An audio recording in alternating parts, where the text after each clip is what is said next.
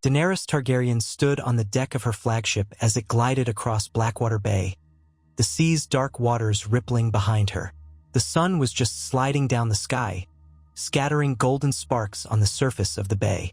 It was a day of possibility and transformation, though the path behind her was marred by strife, heartbreak, and the violent echoes of war. She had come to this moment determined to try something different. For the first time since she had crossed the narrow sea, the Mother of Dragons had chosen not the straightforward, brutal path of conquest by flame, but rather the uncertain avenue of negotiation and understanding. It would have been easy to reduce King's Landing to ash. She had the power for it, the dragons perched and waiting, hungering for a command. But in the wake of so much bloodshed throughout the Seven Kingdoms, Daenerys had come to realize that a permanent peace could not be forced solely by might and terror. She wanted the love of her people, not merely their fear. The smell of salt drifted in on the evening air as she turned to her advisors. Tyrion Lannister stood to her left, the lines of worry on his face deepening with every league they traveled closer to his former home. Varys, always watchful, peered at the skyline of King's Landing with cautious eyes. Grey Worm, loyal as ever, remained close, though his presence crackled with tension. He was ready for any betrayal. Missandei hovered by Daenerys' side with quiet encouragement. Farther back, Jon Snow had found a place by the ship's rail, gazing at the capital with guarded expectation. They had all come here to challenge their fates, to attempt a kinder route in the Game of Thrones. Daenerys felt a tug of emotion surge in her chest. It was not just the city that held significance. King's Landing was the seat of her father's throne, the place of her lineage, the city that had come under the foot of Robert Baratheon, Tywin Lannister, and, most recently, Cersei Lannister. A part of Daenerys yearned to roar in with Drogon and Rhaegal, to avenge the atrocities committed by the usurper's lineage. But another part, an ascendant part these days, wondered if repeating the cycle of fire and blood would do anything except continue the endless chain of tyranny. If she intended to break the wheel, as she claimed, then perhaps she needed a different approach. Tyrion cast a sidelong look at her, as if anticipating her thoughts. He touched her arm gently. "Your Grace, the landing party awaits your orders. Shall we proceed to the docks just outside the Red Keep, or anchor farther away?" He spoke quietly, careful not to impose his own will but ever ready to provide counsel. Daenerys drew a breath, glancing at the city's high walls. She could feel the pit in her stomach twist with apprehension. "We'll dock openly," she said. "If we are to negotiate, we must not begin by cowering behind half measures." Tyrion swallowed, perhaps envisioning the archers, crossbowmen, and scorpions that might be trained on them as soon as they came into range. But he nodded. "Understood. I'll make the preparations." Varys spoke then, his soft voice laced with caution. "Cersei is not known for her generosity. If we come to her openly, she may see our vulnerability as an opportunity. She may interpret our restraint as weakness." Daenerys' jaw set, though she tried to maintain calm.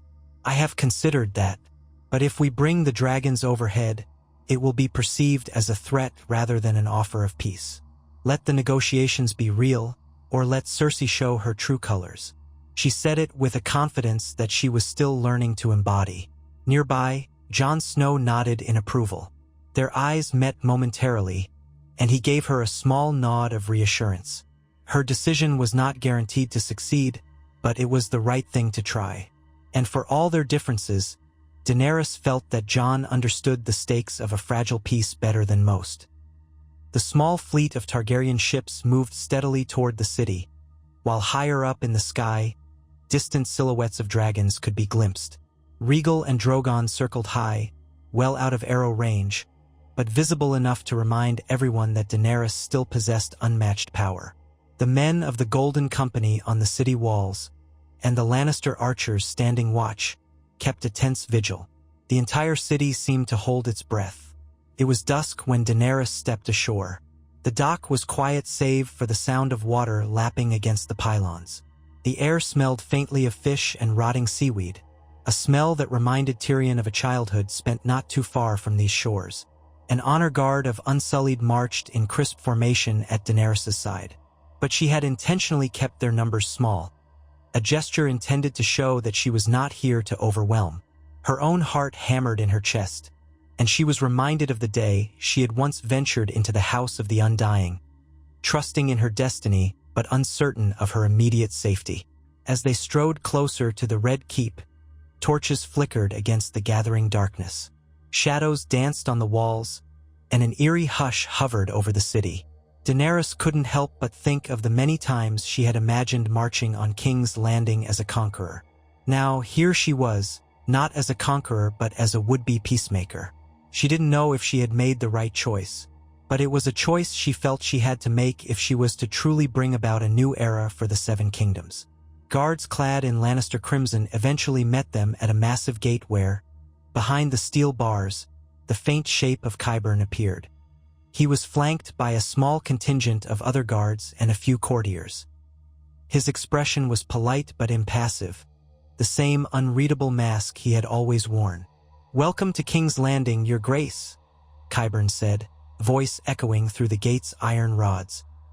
"Her Majesty Queen Cersei Lannister awaits your audience in the throne room. You may proceed." Though his words were courteous, there was something in his gaze, a hint of smugness or curiosity, as though he were dissecting Daenerys' motives in his mind, listing them as if they were specimens in one of his dark experiments. Tyrion took a subtle step forward, his eyes narrowed. "No chains, no disarming, no search for hidden weapons?" he asked. "That's uncommonly trusting, Qyburn. Are we truly to just walk in unchallenged?" Qyburn's lips curled in what might have been a semblance of a smile. "Her Majesty does not wish to give the impression that you are threatened in any way, nor does she wish to provoke your dragons. However, let us not mistake courtesy for weakness. Our scorpions have been improved since your last visit, Lord Tyrion. I advise all parties to remain civil." Daenerys nodded tersely. She recognized a threat when she heard one. "We have come for peace," she said, her voice steady. "Take us to Cersei." The gate clanked open, rattling as chains pulled the portcullis upward. The group moved forward together, footsteps echoing on the worn cobblestones. The Red Keep towered above them, a fortress that had witnessed countless ambitions and betrayals. It was once the seat of Targaryen power, a legacy that Daenerys now sought to reclaim, or at least to share. Inside the massive front courtyard, the hush of the city was replaced by the hushed tension of the garrison. Lannister guards lined the courtyard in neat rows, forming a corridor leading to the entrance of the Red Keep's main hall. From the corner of her eye, Daenerys caught glimpses of noblemen and noblewomen peering through windows, balconies, and archways to catch sight of the Dragon Queen who was choosing words instead of fire. Tyrion walked at Daenerys' side, always the closest, and she took some reassurance from that, though she noticed the anxious flicker of his eyes. He knew his sister better than anyone. He knew just how cunning and dangerous she could be. Missandei, her expression calm but studiously alert, followed behind Daenerys, while Grey Worm and a handful of Unsullied marched to protect their queen. Jon Snow and Davos Seaworth followed as well, embodying a certain watchful strength that helped balance out the anxieties that swirled in Daenerys' mind. At last, they entered the great hall of the Red Keep. It was illuminated by tall torches and swathes of candlelight. Columns rose on either side, and at the far end of the hall, upon the Iron Throne, sat Cersei Lannister. Regal in a gown of scarlet and gold, she wore a thin crown upon her golden hair. A small retinue stood behind her, the mountain looming like a statue of death, Euron Greyjoy leaning against a pillar, a mocking half-grin dancing at his lips, and various courtiers whose faces Daenerys did not all recognize. But the menacing presence of the mountain seemed to overshadow them all. Cersei's lips pursed in a small, severe smile as Daenerys Targaryen came to a halt before the throne. For a moment, no one spoke. The air in the hall was thick with years of hatred and suspicion. The ghosts of 1,000 betrayals seemed to stand at the edges of the room, watching to see if history would repeat itself. Then Daenerys inclined her head in a gesture of greeting, though she did not kneel. "Queen Cersei," she began, her voice echoing off the cavernous hall. "I have come to discuss a peaceful resolution for the realm." Too much blood has already been shed. I do not wish to add to the devastation that has plagued these lands." Cersei studied her without moving from the throne. Her cold blue eyes flickered with an unreadable depth, as though she were calculating every possible outcome with the ruthless clarity she was known for. Finally, she spoke, her tone smooth, carefully measured. "You stand before me, offering peace, while your dragons fly overhead. Is that not a contradiction, Daenerys Targaryen?" Daenerys lifted her chin, letting her voice carry the weight of her convictions. "My dragons are present to remind everyone that I do not come without the means to defend myself. But they are not here to burn this city." Cersei's lip curled ever so slightly. "I see. You propose to take my throne with words rather than fire." Her eyes flicked toward Tyrion. "Perhaps my brother has counseled you that I am easily swayed by sweet talk and theatrical gestures?" Tyrion stepped forward, ignoring the scorn in his sister's tone. "You know that's not the case. We are here to see if there is a solution that does not involve the loss of thousands of lives. The city has endured so much already. Your people, our people, deserve some measure of mercy." Cersei clasped the arms of the Iron Throne. For an instant, the torchlight glinted on her golden hair, and Daenerys was reminded that once, a young Cersei might have stood in a court, dreaming of power, before it twisted her soul with cruelty. Now that ambition was carved onto her face like a permanent mask. "Mercy, is it?" she murmured, her gaze flicking to Qyburn, who watched silently. "You come to me with words of mercy, while you marched an army of Dothraki and Unsullied to my doorstep, even if they stand outside the walls for now. What kind of mercy can you offer that I cannot simply take for myself by refusing your terms?" Jon Snow took a step forward. His eyes flickered from one Lannister guard to the next, and then settled on Cersei. "The kind of mercy that spares thousands of innocents from a senseless slaughter," he said, voice calm but forceful. "You saw what war did to the north. You know the cost. Let us not repeat that tragedy here in King's Landing." Cersei tilted her head, a hint of derision on her lips. "You speak of tragedy, Jon Snow, yet you allied yourself with Daenerys Targaryen, who threatened to burn my city only a year ago. Do you think I've forgotten the fear your dragons put into my soldiers when you flew north of the wall and returned? You want me to trust this supposed mercy?" Daenerys refused to back down. "What is done cannot be undone. I came here not to dredge up the past, but to forge a way forward." "And what do you propose, exactly?" Cersei demanded. "I hold the city, the throne, and with it the loyalty of many houses. What would a Targaryen queen offer me that would make me relinquish this seat of power?" Tyrion interjected, his voice gentle but insistent. "We're not asking you to relinquish anything yet. The immediate goal is to negotiate a council that represents all parts of the realm. A regency, if you will, that could allow the kingdom to be rebuilt without the cost of further war. People will see that cooperation is possible. When we address the question of the throne, it will not be by open warfare, but by consensus." Cersei laughed then, a short, mirthless sound that echoed through the hall. "You think I would allow a council to decide my fate? Power is never relinquished so easily. I have fought to keep it. I have sacrificed more than you can imagine." Daenerys's voice hardened. "As have I, as have many in this realm. The question is whether you will sacrifice your people for your pride." At that, something flashed behind Cersei's eyes. She stood, her slender fingers pressing on the arm of the throne. "And if I refuse your so-called olive branch, what then, Daenerys? Will you let your dragons rain fire upon the city as your father once threatened?" There was a beat of silence, heavy with possibility. Daenerys took a quiet breath. "No, I will not repeat my father's legacy." She paused, letting those words settle in the air. "But if you reject peace, if you continue to cling to a throne at all costs, you will leave me no choice but to answer that with force. I hope it does not come to that." Cersei's smile returned, but it was a thin, dangerous line. "So we move from threats to peace, from peace to threats, a circle without end. Tell me, Daenerys, why should I trust you at all?" Daenerys stepped forward, and for a moment, the tension in the hall seemed to tremble. Her voice remained steady, because there is something greater than either of us at stake, the future of the realm. We can waste our resources fighting each other, or we can lay the groundwork for real stability. The lords of Westeros will not forget a leader who chose diplomacy over fire. For a moment, Cersei said nothing. Her gaze darted to Euron Greyjoy, who shrugged with exaggerated nonchalance. Then she looked at Qyburn, who seemed to offer her a barely perceptible nod of caution, as though to suggest she play along until she found a weakness.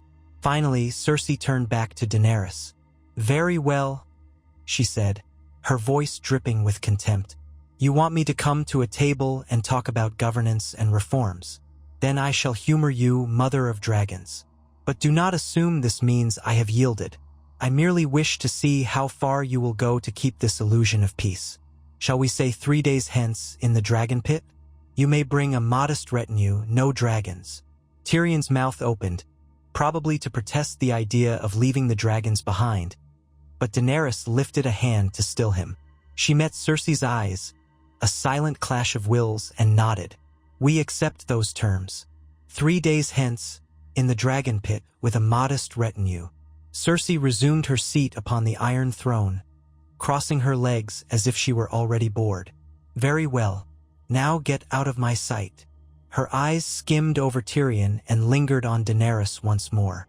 "And remember, if this is a trick, I will give the order to fill the sky with bolts aimed at your precious dragons."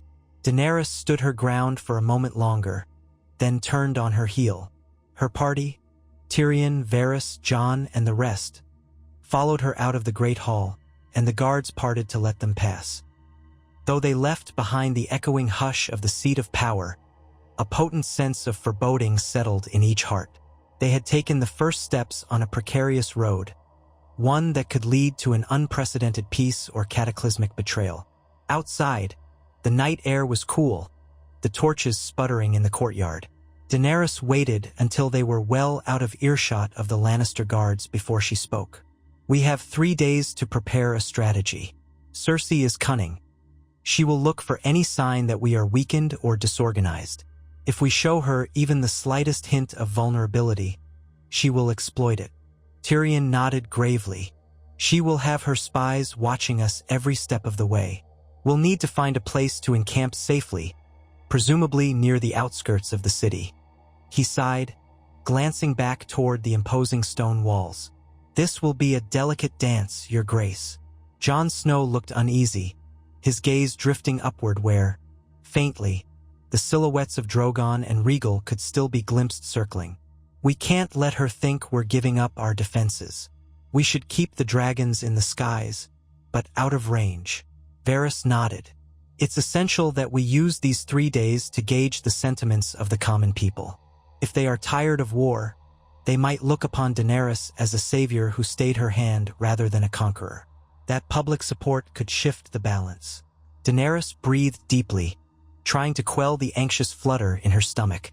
She was used to forging forward with unwavering resolve, but everything about this approach felt new and uncertain. She reminded herself that this was the path she had chosen, an attempt to break the cycle of violence. "Let's do that," she said quietly. "Let's show the people that we mean them no harm. If their hearts turn to us, it will put pressure on Cersei." They walked in somber unity, leaving the Red Keep behind, passing under the watchful eyes of the city guard until they reached their ships at the harbor. The whiff of sea salt again greeted Daenerys, and she found it strangely comforting after the tense confrontation with Cersei. Before boarding her flagship, she cast one last look at the walls of King's Landing, imagining the many people who huddled behind them, caught in the crossfire of great powers. She prayed that in 3 days' time, the realm would see a shift, however small, toward reconciliation. Night fully fell, and the Targaryen ships lit lanterns across their decks. Sailors bustled about, mooring the vessels for the evening while the Unsullied stood sentinel. Daenerys retired to her cabin with Missandei, Tyrion, Varys, and Jon to discuss what terms they might propose at the Dragon Pit gathering. The cabin was cramped, but there was enough room for the small table and a few stools around it. Tyrion opened a worn map of King's Landing on the table. Wax-dotted candles illuminated the parchment. "The dragon pit is on the Hill of Rhaenys," he said, pointing to an elevated section near the city's southern wall. "It was once used by the Targaryens to house their dragons, but it's fallen into ruin. Cersei chose it because it's isolated enough for a meeting, but also easily defensible from her perspective." Varys nodded.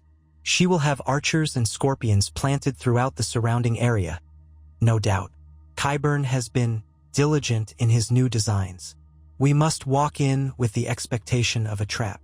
Jon Snow exhaled, rubbing his chin. "Yet we have to attend, or else we lose any chance of a diplomatic outcome." Missandei spoke gently, her voice clear. "Is there a chance we could bring a few Dothraki riders as well, just to ensure we aren't completely vulnerable?" Daenerys shook her head. "Cersei would see that as an aggressive move, a betrayal of our agreement to come with only a modest retinue.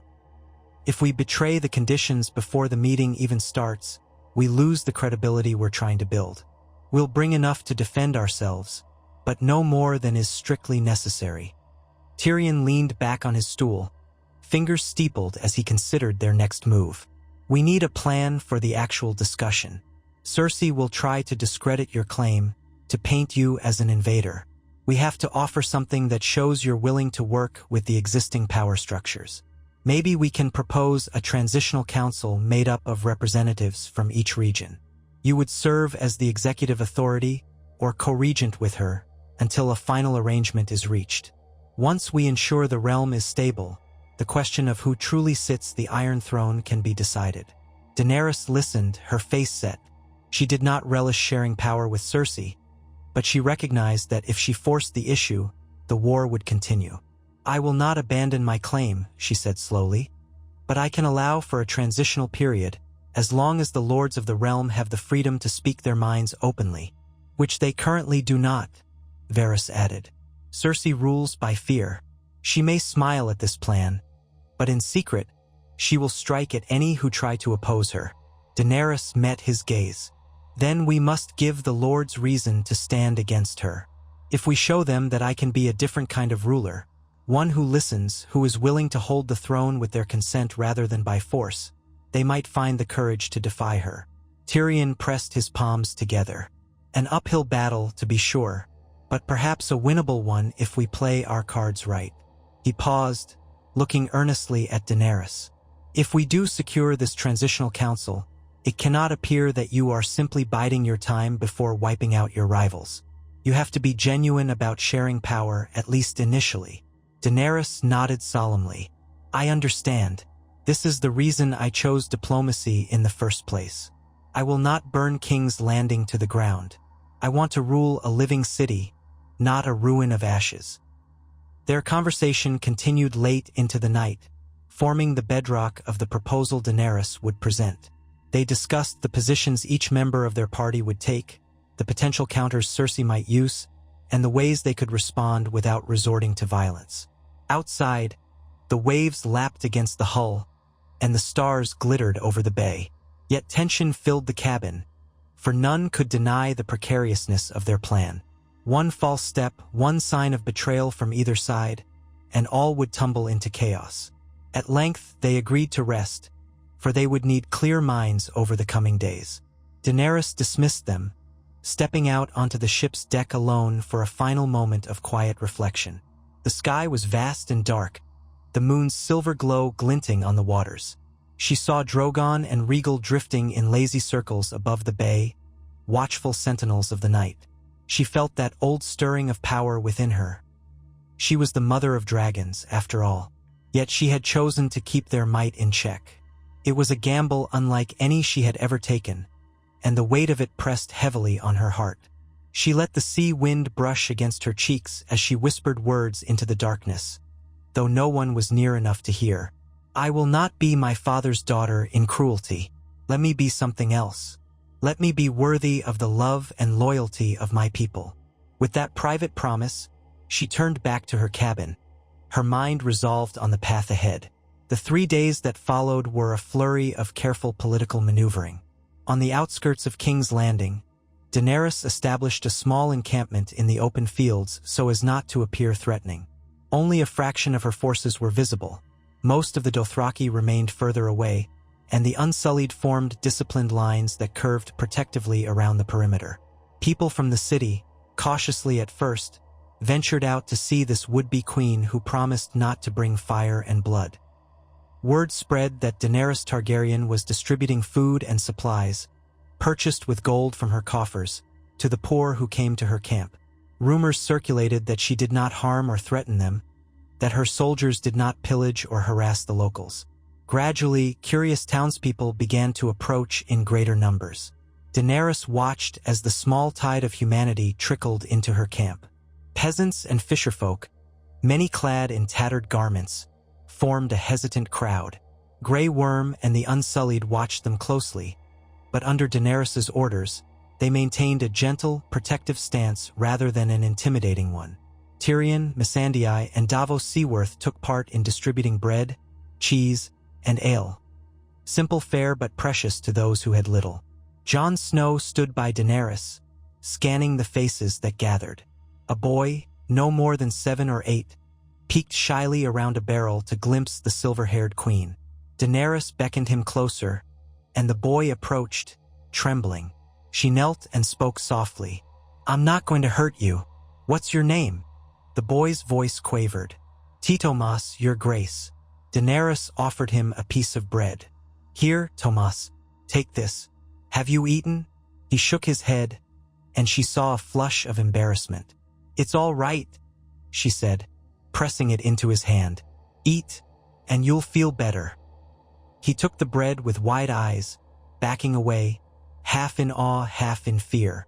When he glanced around and noticed Grey Worm was not going to seize him, he devoured the bread in hungry bites. Daenerys rose, her expression thoughtful. Each of these people was a living story, a life shaped by fear and deprivation. She thought of how her armies had ended the terror in Slaver's Bay. She remembered the chains she had shattered, the city gates she had flung open. Could she do it again here, without unleashing another kind of terror? Tyrion approached her quietly. "These gestures help. Rumors of your kindness will spread faster than any raven. But it still might not sway those loyal to Cersei." Daenerys nodded. "I know, but it's a start." Over the next 2 days, tensions remained high but without direct conflict. Word traveled that Cersei was tightening her grip within the city, spreading rumors that Daenerys was attempting to buy the love of the people to pave the way for a violent takeover. Some small scuffles broke out in the alleyways between city loyalists and those who had begun to see Daenerys as a liberator. But overall, a strange lull of anticipation settled on King's Landing. The countdown to the meeting in the dragon pit was on everyone's minds, like an unspoken storm cloud on the horizon. At last, the appointed day arrived. The sun rose over King's Landing, illuminating the ancient stones and broken roofs with its golden light. Daenerys dressed in a regal but restrained attire, a dark gown edged with Targaryen red, her silver hair braided back. She wore no crown, for she did not sit upon the Iron Throne yet. Tyrion dressed in black, a pin shaped like a hand gleaming on his chest. Jon Snow wore his northern leathers, a small symbol that signaled he was king in the north, or had been before he bent the knee. Grey Worm and a modest company of Unsullied marched in formation, keeping close to the queen. The dragons were left circling at a distance, not entirely absent, but far enough to avoid direct intimidation. The procession wound up the streets toward the Hill of Rhaenys. A hush fell over the people who watched from windows and rooftops, a hush that carried both hope and dread. Daenerys felt the sweat on her palms despite the mild warmth of the day. This was a moment in which history might bend. She prayed she could steer it in the right direction. The dragon pit stood in crumbling majesty atop the hill, its once grand dome partially collapsed. Large arches and collapsed pillars dotted the space, which was open to the sky in many places. Cersei and her retinue were already there, standing near the center of the vast enclosure. On her left stood Jaime Lannister, looking grim. On her right, Euron Greyjoy, looking amused. The mountain loomed behind them, and a platoon of Lannister soldiers was stationed strategically around the perimeter. Qyburn lingered nearby, his pale hands folded. Daenerys's group filed in, taking positions on the opposite side of the circular arena. A tense hush enveloped the space, thick as a storm cloud. Then, at a small wave of her hand, Daenerys led the way forward to a spot halfway between her people and Cersei's. She inclined her head in greeting, though she did not kneel. "Cersei, Jaime, Lord Greyjoy, I trust we are all here in good faith." Cersei's gaze flicked over Daenerys's entourage. She said nothing for a moment, then her cold voice filled the air. "We stand in the place once used to cage your ancestors' dragons. Perhaps it's fitting we meet here to discuss the future of the realm." Daenerys pressed her lips together. "We're here to talk, not fight. Let us not waste time." Cersei nodded curtly, gesturing to Tyrion. "Yes, let's get on with it. No one enjoys courtesy more than necessary. Tell me, dear brother, what this plan for peace entails." Her voice dripped with condescension. Tyrion took a small step forward, glancing around at the assembled parties. "We propose the formation of a regency council to govern the realm. This council will be comprised of representatives from all major houses. Stark, Targaryen, Lannister, Tyrell. Though the Tyrell name is all but extinguished, we still have Tarly in the Reach. Baratheon lines are scattered, but Gendry could serve if recognized, and so on. This council will see to the rebuilding of the realm, distribution of resources, and the restoration of peace. Both Daenerys Targaryen and Cersei Lannister would be part of this council as co-regents. Laws will be passed and decisions made by majority agreement of the council." A ripple of surprise passed through many. Jaime's eyes flicked towards Cersei, who narrowed her gaze as though trying to discern the hidden trick. Euron snorted softly, shaking his head in amusement. "A council of all houses. Sounds like a jolly meeting of traitors and usurpers, if you ask me." Tyrion ignored Euron, continuing. "The city must be demilitarized to some extent. The Lannister army will remain, but only enough to maintain basic order, with no expansions of forces.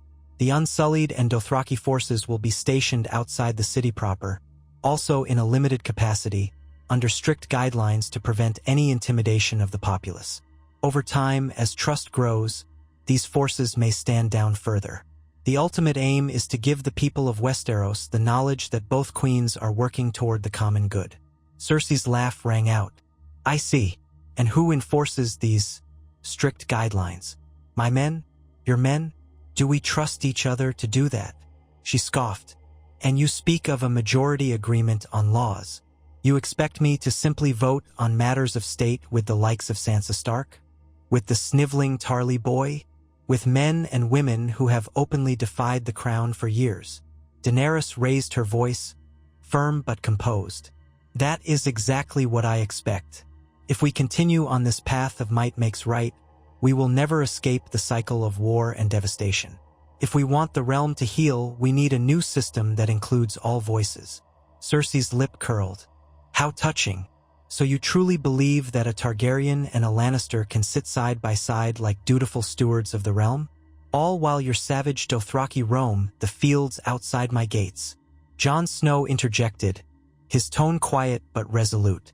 "The Dothraki followed Daenerys because she freed them from their own shackles, from the tyranny of their calls. They trust her. She has promised them a home here, and that promise is kept by living in peace, not through raiding and pillaging." Cersei fixed Jon with a stare. "And the North? Are you content to see your realm subject to the decisions of a council, including me?" Jon's features hardened. "The North has bled greatly for its freedom. But if this is the path to lasting peace, then yes, I would accept a shared governance, provided the North retains its identity and autonomy, like all other regions. We're not here to build a new tyranny, but a new order." A tense silence lingered. Jaime cast a weary glance at Cersei and one at Tyrion. It was impossible to read his thoughts, but a flicker of doubt touched his face. Finally, Cersei's smile faded, replaced by a cool pragmatism. "I see you've all rehearsed this well. Let us say, hypothetically, that I entertain this idea. How do we handle the question of the Iron Throne's rightful occupant? Do we rotate it monthly like some child's game? Tyrion braced himself, clearly having anticipated this question. The Iron Throne will remain in the Red Keep, with both Cersei and Daenerys recognized as the realm's co-regents. The day-to-day affairs would be managed by the council, with each region sending a representative. A designated neutral party, someone the realm trusts, could preside over council sessions to keep order.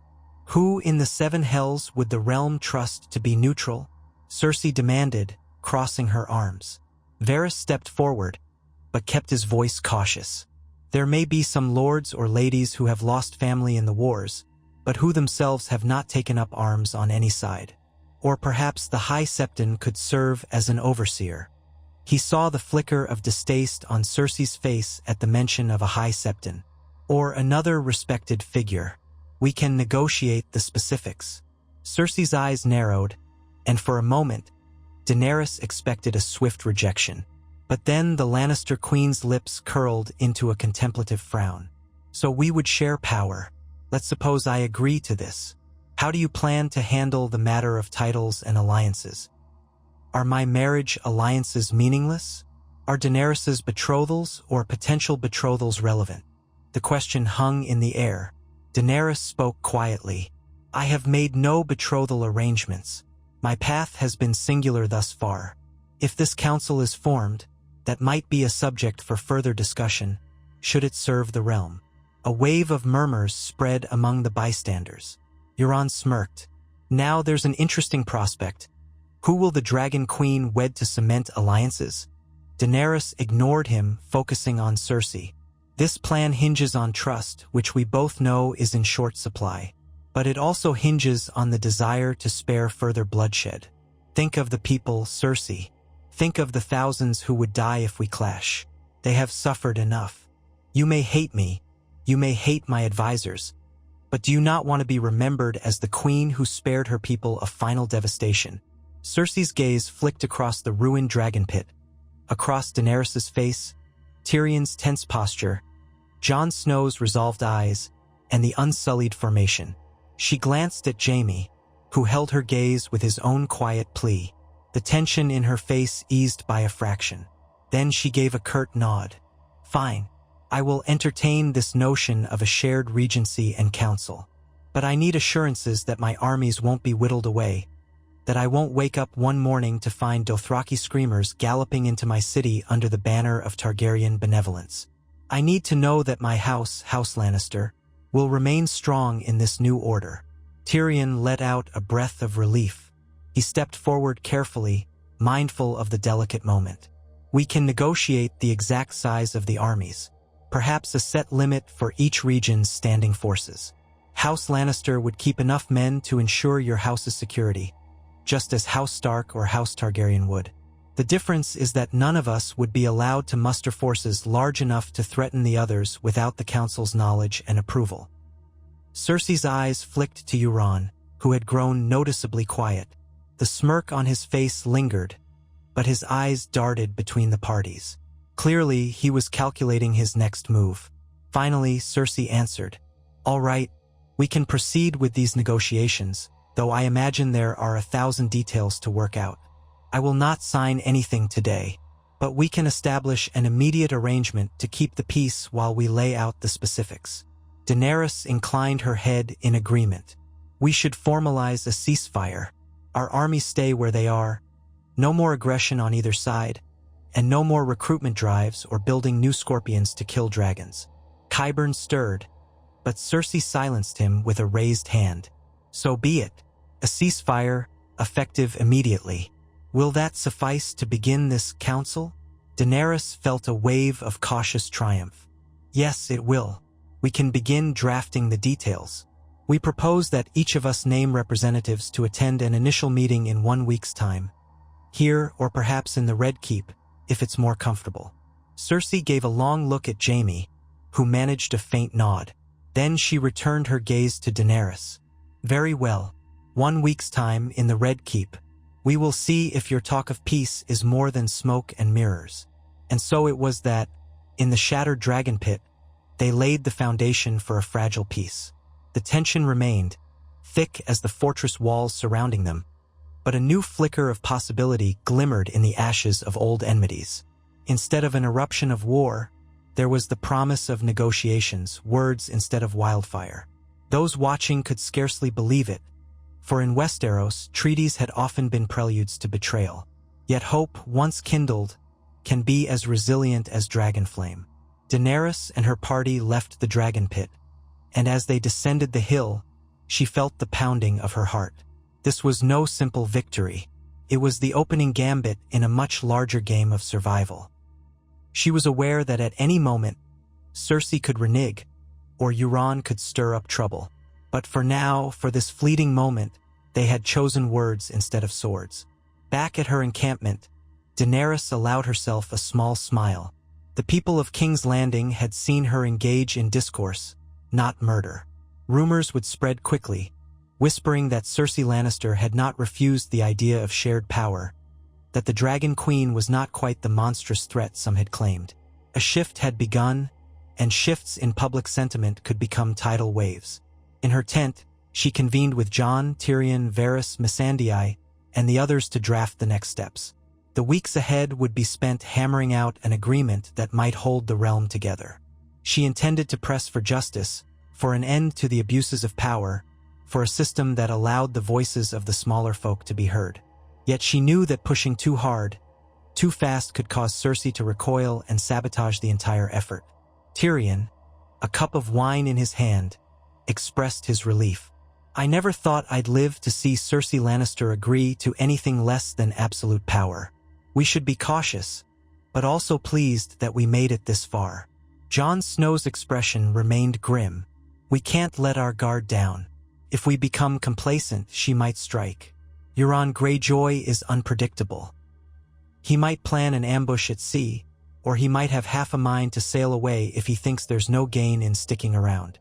Varys nodded, steepling his fingers. "We must keep our eyes open. But if I may say so, Your Grace," he addressed Daenerys, "this is a wise path. The people see what you're doing, and that is the greatest strength. If word spreads that Daenerys Targaryen could have burned King's Landing but chose not to, that will echo through the realms. Alliances are not merely forged in the halls of power, but in the hearts of the people." Daenerys gave a small, grateful nod. She was aware, more than ever, that her greatest challenge was not taming dragons but taming the volatile politics of Westeros. The next morning, a delegation of King's Landing officials ventured to Daenerys' camp. They were minor nobles and stewards, presumably dispatched by Cersei to begin the process of establishing guidelines for the new council. Daenerys welcomed them politely in the main pavilion, listening carefully to their concerns and demands.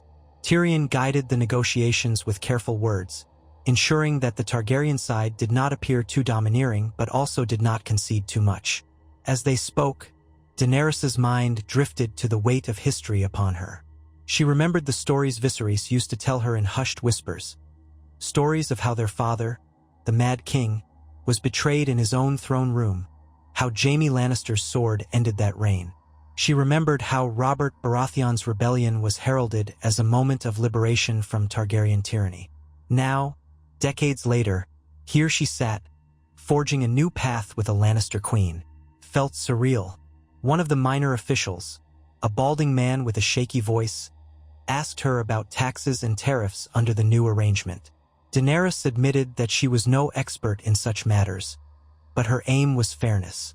She promised to consult with Tyrion and others more versed in the intricacies of Westerosi law to ensure the burdens did not fall unjustly on any one region. She noticed how the official seemed reassured, not just by her words but by her willingness to learn. This, she thought, was a way to show that she was different from the despots of old. She did not pretend to know everything, nor did she seek to rule by fear alone. The day stretched on with tedious but necessary administrative details. By evening, the officials departed, and Tyrion meticulously recorded the agreements reached. As Daenerys scanned the parchment, she saw the seeds of a new order. Of course, many of these seeds might never bloom if Cersei decided to uproot them at the first opportunity. But for now, they were planted. That night, Daenerys took a solitary ride on Drogon's back, flying high above King's Landing. The city's lights flickered below in a tapestry of torches, lamps, and hearths. She soared carefully, keeping a wide berth from the Red Keep so as not to spook Cersei's archers. Below, she could almost sense the anxiety and curiosity of the people. Many might have heard the dragons roar and peered out windows, wondering if the war had come at last. But there would be no war tonight, only the echo of wings across the sky. She flew over Flea Bottom where the poorest huddled. She thought of the boy she had fed, Tomas, and wondered if he told his friends about meeting the Dragon Queen. She imagined them passing around stories of a silver-haired queen who offered them bread instead of fire. Would that be enough to change hearts in King's Landing? She was not certain, but it was a start. In the days that followed, tentative steps of peace took root. Both sides abided by the ceasefire. Cersei allowed a few Targaryen envoys to move freely in the city, among them Missandei, who spoke with her usual gentle clarity to the city's stewards and townsfolk, listening to their grievances. Grey Worm kept careful watch at the encampment's perimeter, maintaining order among the Unsullied while ensuring the Dothraki lingered far enough away to avoid stirring fear. Tyrion and Jon ventured into the city to speak with various lords who had come to pledge support to the crown, uncertain how to handle this new arrangement. Some were swayed by Jon's honest sincerity, recalling how the North had always fought with honor. Others viewed Tyrion with suspicion, certain the imp was weaving an elaborate scheme. Meanwhile, in the Red Keep, the Lannister faction engaged in behind-the-scenes debates. Qyburn quietly examined a new Scorpion prototype, though outwardly he pretended to respect the ceasefire. Jaime, torn between loyalty to his sister and his own conscience, tried to manage the Lannister forces. Euron Greyjoy hovered at the edges, sneering at the entire process, half threatening to sail for the Iron Islands if he didn't get a better bargain. Cersei, for her part, played the dutiful queen in the eyes of the officials, nodding to their reports on the peace negotiations. But she remained silent in her chambers, plotting her next move. She was known for patience when it came to vengeance, for cunning when it came to ensuring the survival of House Lannister. Yet something was changing in the atmosphere of King's Landing. Whispers circulated that the Dragon Queen was not the fiery menace everyone expected. Shepherds who ventured near her camp spoke of her kindness. The small folk who once trembled at the thought of dragons overhead now began to wonder if those dragons were not so terrifying, provided their mistress was a just ruler. For the first time in years, the city experienced a respite from the anxiety of impending war. Bread was more plentiful in the markets, as merchants found trade routes unimpeded by armies. Soldiers no longer forcibly conscripted the young men of the city. Even the officers of the Gold Cloaks admitted that the streets seemed calmer. Of course, none of this meant all was well. Many still feared or despised Daenerys as a foreign invader. Many clung to loyalty for the Lannisters, believing the talk of a shared council to be a ploy for Targaryen takeover. But a door had opened, and through that door came the possibility of change. At last, the day of the first official council meeting arrived. It was to be held in the Red Keep's throne room, where the necessary scribes and documents could be gathered. The arrangement was that Daenerys, accompanied by a limited number of advisors, would enter under safe conduct. In turn, Cersei would refrain from any aggressive acts, and all parties would attempt to draft the framework for the transitional government. Daenerys donned a modest but elegant gown in black and red, the Targaryen sigil embroidered on the sleeves. She looked to her reflection in a small bronze mirror, feeling the weight of the moment pressing upon her. Tyrion entered her tent to see if she was ready, and she gave him a small nod. "Ready as I'll ever be, I suppose," she said, exhaling. "Where's Jon?" "He's outside with Grey Worm, checking the route we're to take into the city. He wants to ensure no hidden archers or traps." Daenerys allowed herself a tight smile. "That's wise. I know Cersei. She won't pass up any advantage." She paused, then asked quietly, "How do you feel about all this, Tyrion?"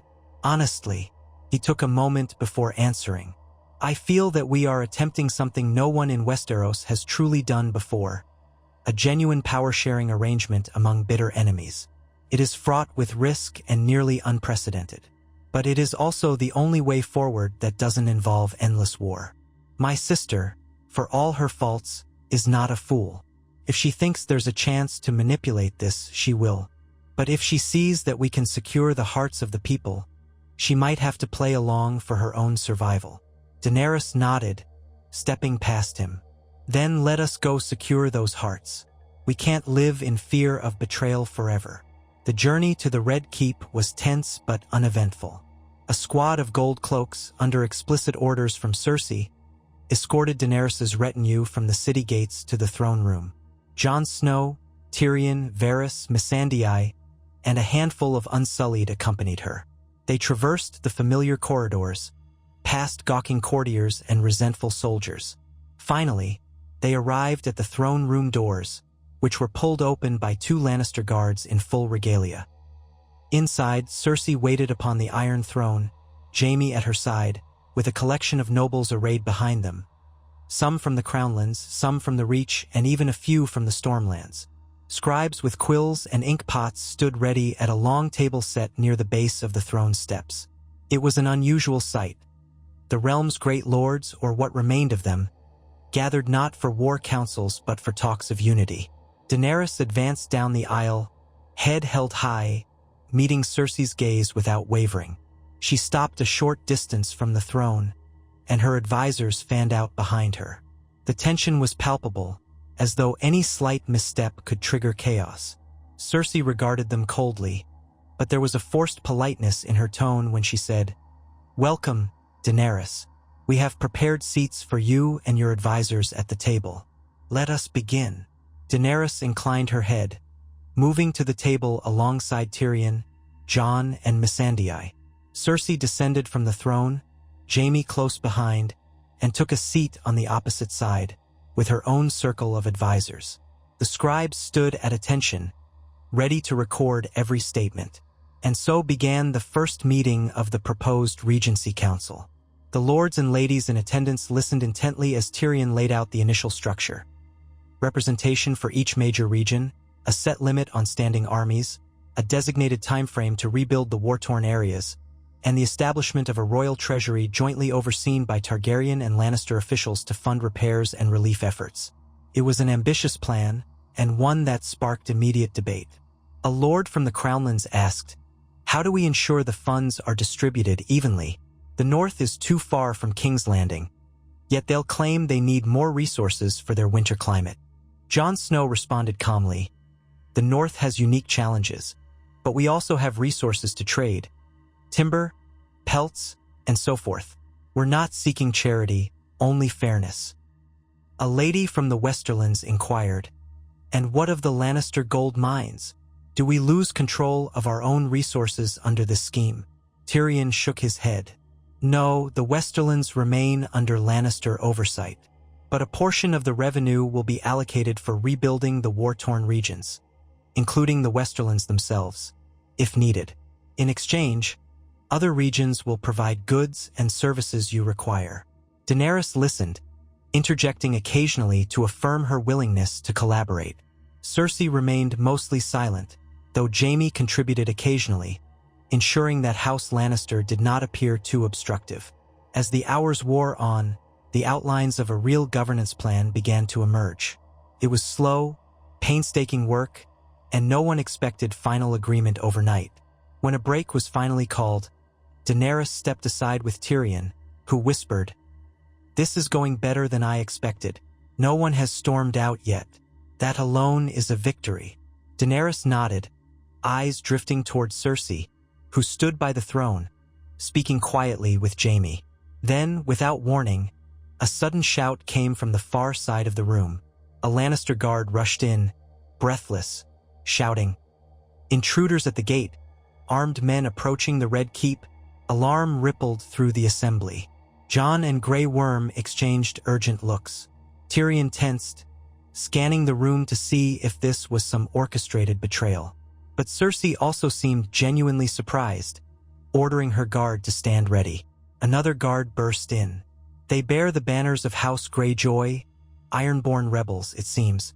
They're claiming Euron Greyjoy has betrayed them and that they want to speak with the queens. Euron, who had been leaning smugly against a pillar, pushed off and snarled. What is this nonsense? He stomped toward the guard. My men wouldn't dare betray me. Cersei's eyes flashed with anger, suspicion turning to Euron. Is this your doing?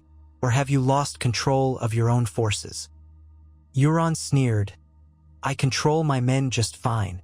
If there are rebels, I'll skewer them myself. Daenerys caught Tyrion's gaze, and he gave a slight shake of his head. We didn't call for any Ironborn. I have no idea what's happening, he mouthed silently. Cersei snapped orders to her guards. Secure the gates.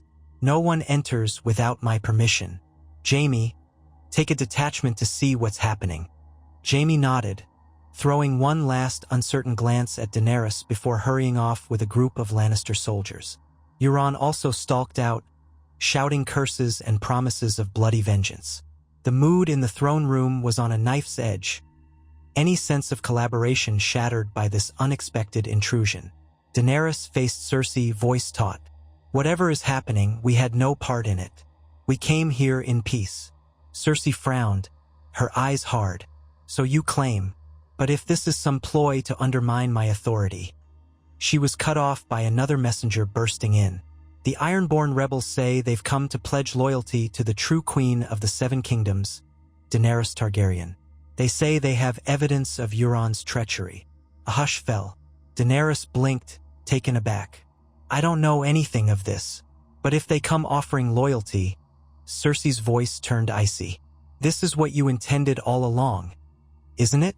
To lure men into turning on me? Daenerys shook her head vehemently. That's not true. You have my word. Tyrion stepped forward, raising a placating hand. We should let Jaime handle it outside. There's no need to panic. If these men are genuine, we can listen to them under guard. If they are hostile, your soldiers will contain the threat. But Cersei's paranoia was already stoked. Her face twisted in anger. You dare bring potential rebels to my gates during a council meeting for peace? This is your plan. Use the illusion of diplomacy to undermine me from within. Jon interjected, voice steady. We have no reason to want that. We're trying to avoid war, not start a fresh one. Let's allow your men to address it peacefully. Cersei glowered, uncertain. A long, tense minute passed before she barked at a guard. Bring me a full report on what's happening outside, and if these rebels resist, kill them. Daenerys opened her mouth to protest the summary execution order, but Tyrion placed a gentle hand on her arm, mouthing a warning, not now. At this, the mood in the throne room was irreparably soured. Lords and ladies whispered among themselves, some eyeing Daenerys with fear or suspicion, others glaring at Cersei for her volatile reaction. Varys stepped quietly behind Daenerys, whispering, We should remain calm. This is precisely the kind of crisis that could unravel everything if handled poorly. Daenerys nodded, her mind racing. The arrival of Ironborn rebels complicating negotiations. Was it a coincidence? Or was someone pulling the strings? She considered the possibility that Yara Greyjoy might be involved. But Yara was an ally who had vowed to help her seize the throne from Euron. Could it be that Yara's forces had seized this moment, believing that Daenerys' presence in King's Landing indicated a ripe opportunity? Meanwhile, Cersei's knuckles were white as she clutched the arms of the Iron Throne. The council meeting was at a standstill, overshadowed by the commotion at the gates. Minutes ticked by, heavy with apprehension. Then Jaime returned, escorted by a pair of guards with grim expressions. Euron was nowhere to be seen. Cersei sat bolt upright. Well, report. Jaime removed his helmet, running a hand through his hair. A small band of Ironborn, perhaps 20 men, is outside the gate. They claim to represent Yara Greyjoy and the Iron Islands. They say Euron has been raiding their own coastal villages, defying the laws of hospitality, and that they have proof of his crimes. They want an audience with both queens to lay out their accusations. Euron, he fled the scene. A sharp intake of breath rippled through the room. Cersei stared at Jaime in disbelief. He fled. Jaime nodded grimly. When they showed documents and trophies of his raids, he ranted about betrayal and stormed off. We tried to stop him, but he had a group of loyal men waiting in the dock district.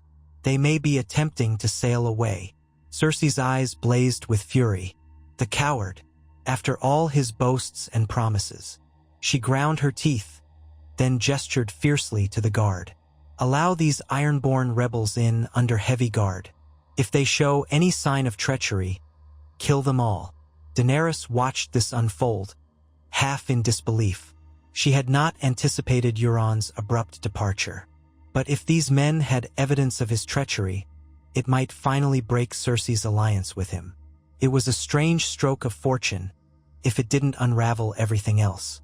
Minutes later, the throne room doors swung open, and a wary band of Ironborn, bearing the Kraken sigil but flying a banner with Yara's name, entered under guard. The Lannister soldiers watched them like hawks, weapons half-drawn. The lead Ironborn, a tall, grim-faced man with a scar across his cheek, clutched a scroll in his hand. He bowed awkwardly to Cersei and Daenerys. "Your Graces," he said, "I am Harrag Saltbeard, sworn to Yara Greyjoy, the rightful ruler of the Iron Islands." Cersei's voice was laced with warning. "Speak quickly." Harrag cleared his throat, glancing between the two queens. "We've come to present evidence that Euron Greyjoy has violated the terms of your alliance. He's been raiding loyal Greyjoy settlements, killing our own people, and planning to turn the Iron Fleet against whoever paid him highest. We have letters he exchanged with foreign powers, promising them preferential raids on Westeros in return for gold." He held up the scroll, and a Lannister guard snatched it, presenting it to Jaime, who then handed it to Cersei. She scanned the letter, her expression growing darker. Daenerys noticed the flicker of disgust on her face. Evidently, Euron had not only conspired with other powers but also planned to eventually double-cross Cersei. One of the other Ironborn men stepped forward hesitantly. "We saw him loading cargo onto ships. He had about a dozen loyal men with him. He said something about returning with allies from Essos if it suited him. He might plan to come back in force." A wave of murmuring spread among the lords in the room. Tyrion and Varys exchanged meaningful glances. Jon stood with arms crossed, quietly taking in every detail. Cersei lowered the scroll, her voice taut with anger. "So Euron Greyjoy has betrayed me. Is that what you're saying?" Harrag swallowed. "Yes, your grace. He intended to betray you when it was most advantageous. We offer our loyalty to the rightful queen of Westeros." He paused, looking uncertain whether to address Daenerys or Cersei. Finally, he turned fully to Daenerys, dropping to one knee. "Yara Greyjoy pledged fealty to you, Daenerys Stormborn. She fights to liberate the Iron Islands from Euron's tyranny. We ask that you accept our swords and ships in your cause, and grant us the right to rule our islands free of Euron's dominion." Daenerys blinked. Her mind reeled. Here was a direct offer of support, brought forth in the very throne room of the Red Keep. She felt the weight of countless eyes upon her, including Cersei's. If she accepted wholeheartedly, it might appear to be a declaration against Cersei's authority. Yet if she refused, she might lose a strategic advantage. Then again, Euron had clearly turned traitor. Perhaps it would suit Cersei to see him undone. Before she could speak, Cersei barked. "And what do I gain from letting you live, Ironborn?" Harrag met her gaze. "We will aid in hunting down Euron's loyalists. We will ensure your coasts are free from raids. The Iron Fleet can be yours, under Yara's leadership, if you accept her claim. She has no quarrel with you, only with Euron, who murdered her father and usurped her birthright." A hush settled. Cersei glanced at Daenerys, a silent standoff.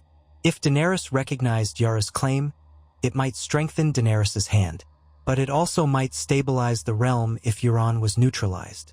Tyrion sensed the delicate moment, whispering, "This could be the first true test of whether this council can function. If you both agree to support Yara in exchange for her fealty, it removes a dangerous wildcard." Daenerys spoke carefully. "If Yara Greyjoy pledges allegiance to the joint regency, abiding by the rules we have set forth, I see no reason to refuse." The Iron Islands should be freed from Euron's raids. Cersei's lip curled, but there was a glimmer of calculation in her eyes. If Yara Greyjoy's men pledge not to raid or rebel, and if they contribute their fleet to safeguarding our shores, I can consider it. Harag seemed relieved. We swear it on salt and iron. Yara Greyjoy wants only to rule her own domain, free from Euron's cruelty. Cersei exhaled, then spoke to a nearby scribe. Record these terms. The Iron Islands will be granted self-governance under Yara Greyjoy, provided she pledges fealty to the joint rule of the realm, pays taxes or tribute as required by the council, and aids us in defending against Euron's raids or any foreign threats. Daenerys nodded in agreement. Let it be so. Tell Yara that she has my support, and I will meet with her once the terms of the Regency Council are further established. A sense of profound relief washed over the throne room. Tyrion and Varys exchanged a small, triumphant smile. Jon Snow nodded quietly. Even some of the lords who had looked uneasy seemed to relax. For the first time, a direct crisis, one that could have ignited violence, had been resolved through cooperation. Cersei, however, remained tense, as though the world had just spun in a way she had not anticipated. She stared at Daenerys across the table, her eyes searching for some hidden trick. But if there was any deception in Daenerys's face, it did not show. Slowly, Cersei's posture relaxed, and she gave a curt nod to the guards, indicating they should escort the Ironborn out. When the throne room settled again, Tyrion cleared his throat. Perhaps we can return to our discussions on the council's framework. There is much left to do. And so the talks resumed, the departure of Euron Greyjoy looming over them like a testament to the unstable nature of alliances. Yet in his treacherous wake, an unexpected unity had blossomed. A shared goal to rid the realm of his threat, to claim the Iron Fleet in the name of peace. The scribes scratched furiously at their parchments, recording each agreement, each point of contention. Little by little, the scaffolding of a new Westeros began to take form. Day turned into evening as they worked, candles being lit around the hall. Eventually, the day's labors concluded. Another session would follow in the coming days, and both sides agreed to meet again. The parties dispersed, each returning to their respective camps or quarters in the city. Daenerys and her advisors filed out of the Red Keep, hearts pounding but spirits lifted. Jon walked beside her, quietly remarking on the extraordinary events of the day. You realize we just resolved an Ironborn rebellion in the very hall where your father once threatened to burn them all? He murmured. The times really are changing. Daenerys allowed herself a small, genuine smile. Yes, they are, but we must remain vigilant. Cersei may agree to these terms now, but she will not hesitate to break them if she sees an advantage. And Euron could return at any moment with a fleet from who knows where. Jon nodded. We'll be ready. In the meantime, people will see that a new sort of governance is possible. That's worth protecting. She looked out over the city, bathed in the orange glow of the setting sun. The silhouette of the Red Keep stood tall against the sky. For the first time since she had embarked on this campaign, she felt a glimmer of true hope. They had a long road ahead, one fraught with potential betrayals and hidden agendas. Yet they had taken the first steps. They had proven that the fate of the realm need not be decided by dragonfire alone. Back at the Targaryen encampment that evening, there was a quiet sense of triumph among the ranks. While no one broke out in boisterous celebration, too much remained uncertain. There was an undercurrent of cautious optimism.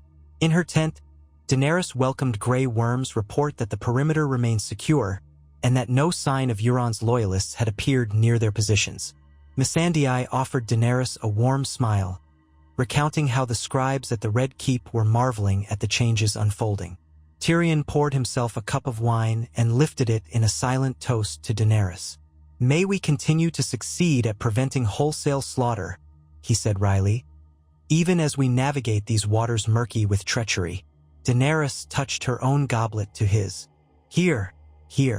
The wine was a bit sour, but she drank it regardless, letting its warmth settle her nerves. Jon Snow, seated nearby, remarked softly, You've done something remarkable, Daenerys. You came to King's Landing with every reason to burn it, but you chose diplomacy instead. Whatever happens next, no one can say you didn't try to spare the realm." She studied him, noting the sincerity in his dark eyes. "Thank you, Jon, but this isn't just my doing. You and Tyrion, and everyone here, convinced me there was another way." She glanced down, voice growing somber. "I only hope the realm remembers we tried." Jon gave a faint smile. "They will." With that, Daenerys settled in for the night, the swirl of possibilities hovering over her like constellations in the sky. She prayed that, when morning came, a new step toward lasting peace might be taken, that the wheel of violence she had pledged to break would finally shudder to a halt. Over the following weeks, the council negotiations continued in earnest. Lords and ladies from across the Seven Kingdoms began to arrive in King's Landing, some grudgingly, others curiously, having heard that there was a serious attempt to form a power-sharing arrangement. The city's inns and taverns bustled with travelers, rumor-mongers, and opportunists. The seeds of trade began to sprout anew, as caravans from the Reach and the Riverlands journeyed to the capital unafraid of roving armies. Food prices stabilized, markets filled with produce, and the small folk started to breathe easier. All the while, Daenerys maintained a presence in her encampment, refusing to fully occupy the city as a conqueror. She visited the Red Keep for council sessions, each time ensuring her dragons circled at a respectful distance. Rhaegal and Drogon occasionally roared, a reminder that power still lay in Daenerys' hands, but the roars never turned into a storm of fire. Bit by bit, the people of King's Landing became accustomed to the idea that dragons overhead didn't necessarily mean doom. Tyrion proved an invaluable mediator, his cunning intellect and persuasive tongue weaving deals between fractious lords. Varys, too, played his part from the shadows, gathering information, smoothing over tensions, ensuring that rivalries didn't flare into violence. Jon Snow was a constant figure of integrity in the negotiations, earning respect for his honesty and his storied defense of the North against the undead threat. And Cersei weathered it all, her composure unbroken. She observed, listened, and occasionally inserted her will with calculated firmness. Though she participated in the creation of the council, no one doubted she had her own strategies at work behind the scenes. Yet in the public eye, she had no choice but to uphold the promise of peace. If she openly shattered the agreement, she would lose face before all the noble houses. For once, she was bound by the same politics that had once ensnared others. Eventually, the day came when the council, meeting in the throne room, produced a foundational charter, a document outlining the shared governance of the realm. Scribes read it aloud before the assembled lords, queens, and knights. It established a high council of the Seven Kingdoms, with 2 representatives from each region, including the Iron Islands, Dorne, the North, the Vale, the Riverlands, the Reach, the Westerlands, and the Crownlands. The Iron Throne would be jointly overseen by Queen Cersei Lannister and Queen Daenerys Targaryen, serving as co-regents for a period of 3 years, after which the council would reconvene to determine if an extended regency or another form of monarchy, or even an elective system, should be instituted. No house would be permitted to raise an army larger than a set quota without the council's approval, aiming to prevent unilateral war. The realm's taxes would fund reconstruction efforts, with priority given to areas worst affected by the wars. Each house would swear an oath to respect the authority of the council and refrain from covert alliances that threatened the balance of power. As the final words were read, Daenerys and Cersei stood, each poised to add their signatures to the charter. A hush fell over the crowd, as though all of Westeros held its breath. Cersei, jaw tight, stepped forward first, taking the quill from the scribe. With a defiant glint in her eye, she signed, "Cersei of the House Lannister, first of her name, Queen of the Undulls and the First Men." It was a statement that, despite the compromise, she still considered herself the rightful queen. Then Daenerys took the quill. With measured grace, she signed, "Daenerys of the House Targaryen, first of her name, breaker of chains, mother of dragons." It was her own assertion of identity, of the legacy she carried. When both signatures were affixed, The scribes blew on the ink to dry it. A murmur spread through the lords and ladies. Then Tyrion, stepping to the center, declared in a clear voice, "By the authority vested in me as Hand of the Queen, and by mutual agreement of the queens themselves, I pronounce the creation of the High Council and the beginning of this shared regency. May the 7 kingdoms know peace." A smattering of applause rose, uncertain, hesitant, but slowly growing. Jon Snow clapped quietly, relief plain on his face. Varys nodded with the faintest smile. Grey Worm, stoic, simply observed, but Daenerys sensed a measure of pride in his eyes. Missandei stood close to Daenerys, tears shimmering, for she had walked beside Daenerys from the days of slavery in Essos, and now she witnessed this bold new shape of governance in Westeros. Cersei stood in regal stillness, not joining in the applause but not forbidding it either. She allowed the moment to unfold, her face a mask that revealed nothing of her inner thoughts. And so it was done. The Targaryen queen and the Lannister queen stood side by side, signatures on parchment committing them to a new experiment in the 7 kingdoms. Outside the Red Keep, word would spread. The city would either rejoice or scorn, but it would at least know that, for the time being, the threat of dragonfire or wildfire had receded. Daenerys looked at Cersei, recalling the bitter hatred she had once felt. She remembered the scorpions that had nearly killed her dragons, the cunning plots, the cruelty. Yet here they stood, not allies in spirit perhaps, but co-regents by law. It was a fragile alliance, a single candle flame in a windstorm. Still, she would shelter it, hoping to guide Westeros into a new dawn. Later that night, atop the walls of the Red Keep, Daenerys found a private moment to gaze at the city. The wind tugged at her silver braids, and she felt the stone beneath her hands. She thought of all the blood that had been spilled for this city, and all that might still be spilled if the council failed. But she also remembered the faces of the small folk who now dared to smile when they walked the streets. She remembered Tomas, the young boy she fed. She remembered the freedmen of Essos, the ones who had once followed her blindly. Now, she wanted to lead with both strength and compassion. Jon approached quietly, stopping at her side. He glanced at the city lights with her, then spoke softly. "There's a kind of peace settling in out there. People are laughing in the taverns, children playing in the alleys, no longer worried about dragon fire or Lannister wrath." Daenerys turned her gaze to him. "That was the goal, though I can't shake the feeling that this peace is held together by threads." Jon gave a slight nod. "It is. Threads can break easily, but they can also be woven into something stronger if we keep at it." A small smile touched her lips. "That's the hope, for all our sakes." They stood in companionable silence, looking out over the realm that they had strived to save from itself. No songs would be sung yet, for there was no grand victory to celebrate. This was a quiet triumph, an uncertain dawn. Yet dawn it was, and dawn often breaks softly over a land accustomed to darkness. Daenerys closed her eyes briefly, breathing in the night air. She did not know the future, whether betrayal might lurk, whether the dragons might one day be used in anger again. But for now, in this moment, she chose to believe in the promise they had forged. She had arrived at King's Landing with the power to destroy it. Instead, she had offered her hand in peace. And, impossibly, peace had taken that hand. So it was that Daenerys Targaryen's greatest victory was not won by dragonfire, but by the power of words, alliances, and a shared hope for a realm that had endured too much grief. She felt the burden of history easing on her shoulders, replaced by the weight of responsibility and possibility. The wheel might not be fully broken, but it had cracked. Now came the work of shaping its shards into something new. She and Jon lingered on the battlements for a while longer, neither needing to speak.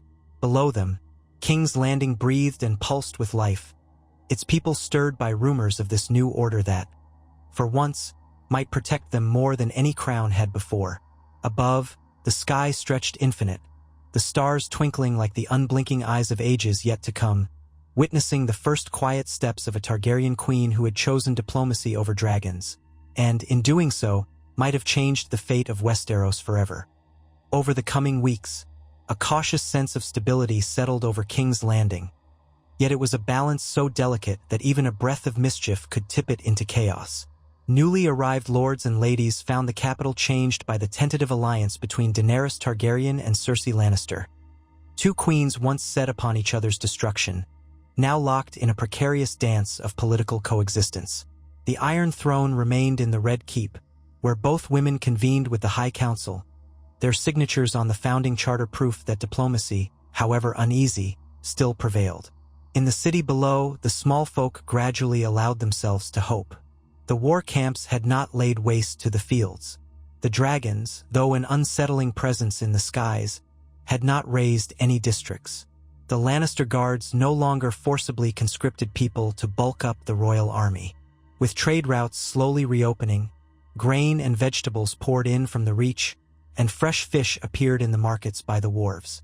Artisans and craftsmen returned to work, forging the metal needed for rebuilding roads instead of forging swords. But in the corners of the city, doubt festered. Rumors whispered that Cersei planned to break the alliance once she found a way to kill Daenerys' dragons undetected. Others claimed Daenerys would soon unleash the Dothraki upon the unsuspecting populace and seize the throne in one swift stroke. More alarmist voices insisted that Euron Greyjoy would return with sellswords from Essos and plunge the land back into war. Uncertainty was the Air King's Landing breathed. Daenerys, ever aware that public opinion was crucial, traveled beyond her modest encampment more frequently. Sometimes it was a simple procession through the city's districts, flanked by a handful of Unsullied and accompanied by Tyrion, Missandei, and Jon Snow. She visited an orphanage that had sprung up in the wake of the Battle of the Gold Road, where children who had lost parents to the war were cared for by septas. She spoke with the caretakers, promised them additional funding from the fledgling High Council's treasury, and lingered to greet the children, offering them kind words and fresh bread. The sight of the Dragon Queen, humbling herself among the war-weary orphans, touched many hearts. In these forays, she encountered small crowds, curious, wary, or occasionally welcoming. Some people called out encouragement, praising the queen who had once been rumored a monstrous conqueror but now seemed a champion of mercy. Others kept their distance, uncertain whether to trust a Targaryen. Daenerys did her best to remain composed, meeting each gaze without flinching. She knew that winning hearts was not a matter of conjuring miracles overnight. It would be a slow, steady process. During one such tour, Tyrion guided Daenerys to a small tavern near the Gate of the Gods. The wooden sign above the entrance was faded, and the smell of ale and smoke greeted them. Jon, Missandei, and a few unsullied guards accompanied them inside.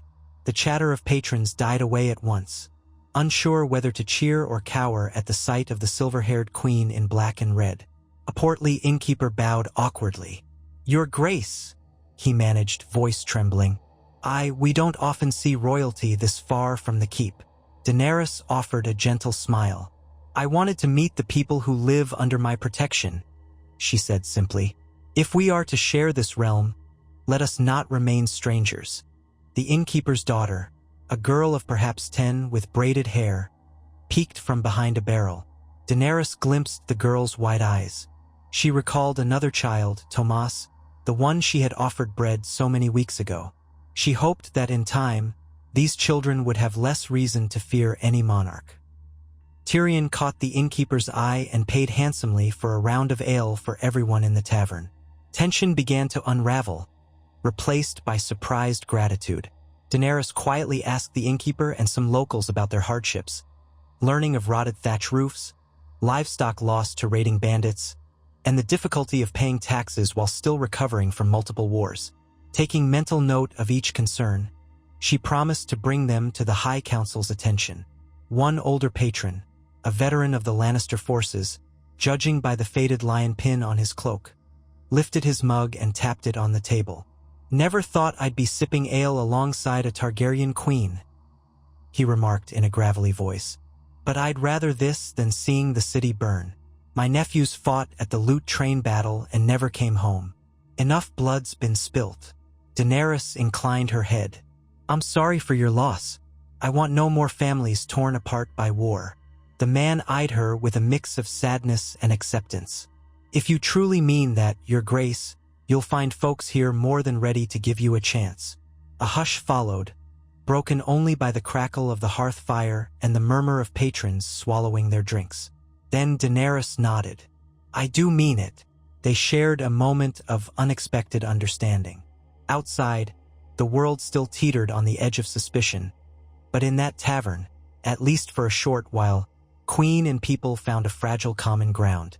When Daenerys and her party returned to the Red Keep for the next council session, she told Tyrion that she planned to propose additional funds for local improvements, to be distributed under the scrutiny of both Targaryen and Lannister officials. Tyrion supported the idea, adding that it might help quell rumors of Daenerys' supposed lust for conquest. But Cersei's reception was as cold as always. The Queen of the Undulls and the First Men listened to Daenerys' presentation with her lips pressed into a firm line. Seated on the Iron Throne, though it was technically a shared seat, Cersei made no move to rise. Members of the High Council stood or sat at a semicircle of tables before the dais, scanning documents and discussing finer points of rebuilding. Among them were dignitaries from the North and the Vale, one from Dorne, and a few from the Riverlands still scrambling to bring order after years of destruction. "That's a generous notion, Daenerys," Cersei said at length, placing the faintest emphasis on the Targaryen queen's name, as if to remind everyone she did not accept her rival's titles. "But how do we ensure the funds are not siphoned off by corrupt local stewards or used to arm new militias that might threaten the crown?" Tyrion cleared his throat, exchanging a glance with Daenerys. "We propose establishing a small group of auditors, one from House Lannister, one from House Targaryen, one neutral party chosen by the High Council. They would distribute the funds and monitor their usage. It would be transparent. Reports would be submitted regularly." Cersei drummed her fingers on the throne's armrest. "And if a region tries to hide their spending, these auditors will have the power to enforce compliance." Varys, standing near the council table, inclined his head. "They will have the power to request assistance from the crown's authority.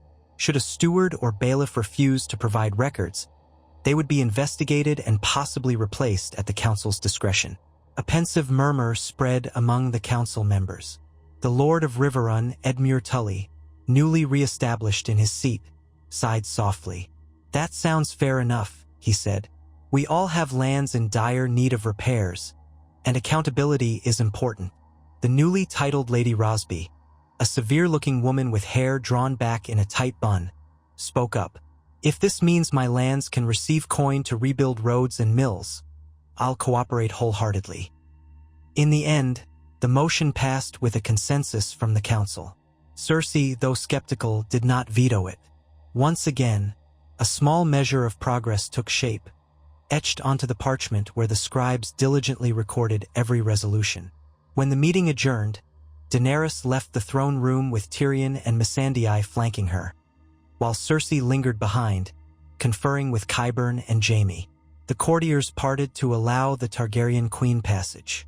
Daenerys sensed their varied stares, some curious, some mistrustful, others simply relieved that she had not reduced the Red Keep to rubble. She and her advisors made their way to a smaller courtyard within the castle walls, a place once used by King Tommen to feed stray cats. A modest garden had sprouted there, green vines clinging to stone arches. Daenerys paused by a fountain, the soft trickle of water a welcome respite from the charged atmosphere of the court. Tyrion exhaled, leaning against a stone bench. Cersei was on edge today, more than usual.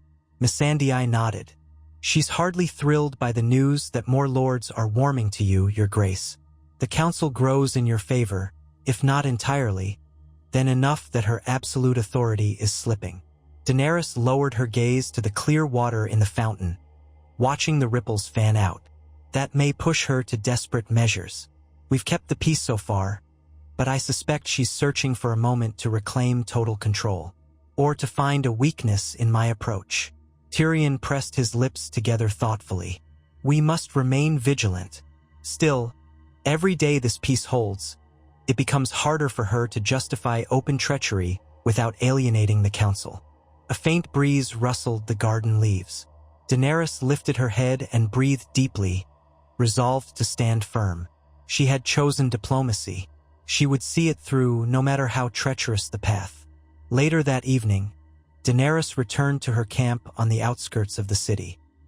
She entered the largest pavilion, where Jon Snow awaited with Grey Worm and Davos Seaworth. A few of her Dothraki blood riders hovered nearby, discussing in low voices the differences between the plains of Essos and the farmland around King's Landing. Jon inclined his head in greeting. How did the council session go? Daenerys recounted the day's events. Grey Worm listened impassively, but Daenerys noticed the flicker in his eyes when she mentioned that funds would be allocated to rebuild war-torn lands. The commander of the Unsullied remained stoic, yet she knew he understood the importance of healing this realm, if only to fulfill Missandei's wish that they not remain instruments of violence forever. Davos fiddled with the pommel of his sword. Seems to me Cersei's cornered. She either cooperates or reveals herself a liar. But she's cunning. She might find a loophole. Jon nodded. Her power depends on fear, but if the council and the common folk see less reason to fear her, and more reason to trust Daenerys, her hold will weaken. We just have to ensure no new disaster arises to give her an excuse to sabotage everything. An uneasy hush followed. They could all think of 100 disasters, each of which might unravel the alliance in a heartbeat. Euron's return, an assassination attempt, an outbreak of disease, or a sudden push by a discontented lord. They had done the unprecedented by forging peace, but peace was never static. It was a living thing that required constant tending. That night, Daenerys did not linger in her pavilion. She took a short walk among the rows of unsullied tents. Torches illuminated the orderly lines, the silent discipline of these warriors who had followed her from Essos. She thought of how they had marched against slavers, helped liberate thousands, and fought the undead in the north. Now they camped here, so close to the seat of Targaryen ancestry, yet refraining from the conquest that had once defined her family's reign. A few Dothraki lounged around fires, exchanging boisterous laughs and passing skins of fermented mare's milk. Their braids swung as they gestured, telling stories of hunts in the grass sea. To see them so close to King's Landing, once unimaginable, reminded Daenerys of how far she had come and how she had chosen to wield her power differently. She glanced up at the night sky, where Drogon and Rhaegal circled in the distance, free but watchful. The flicker of torchlight cast dancing shadows across the ground. "We have to keep our nerve," she whispered under her breath, as though speaking to her dragons or perhaps to herself. "We didn't come this far to fail now." In the following days, the newly implemented auditing group was formed. One Lannister official named Ser Orlin Prester, one Targaryen agent named Latara, a former scribe from Meereen who had followed Daenerys across the sea, and a neutral appointee selected by the council, a gray-bearded steward named Whaley's Mertens from the Vale. The trio began traveling to nearby districts with a small escort of crown guards to oversee the first flow of funds. Their presence caused a stir, but generally, the stewards and bailiffs proved eager to receive money for repairs and roads.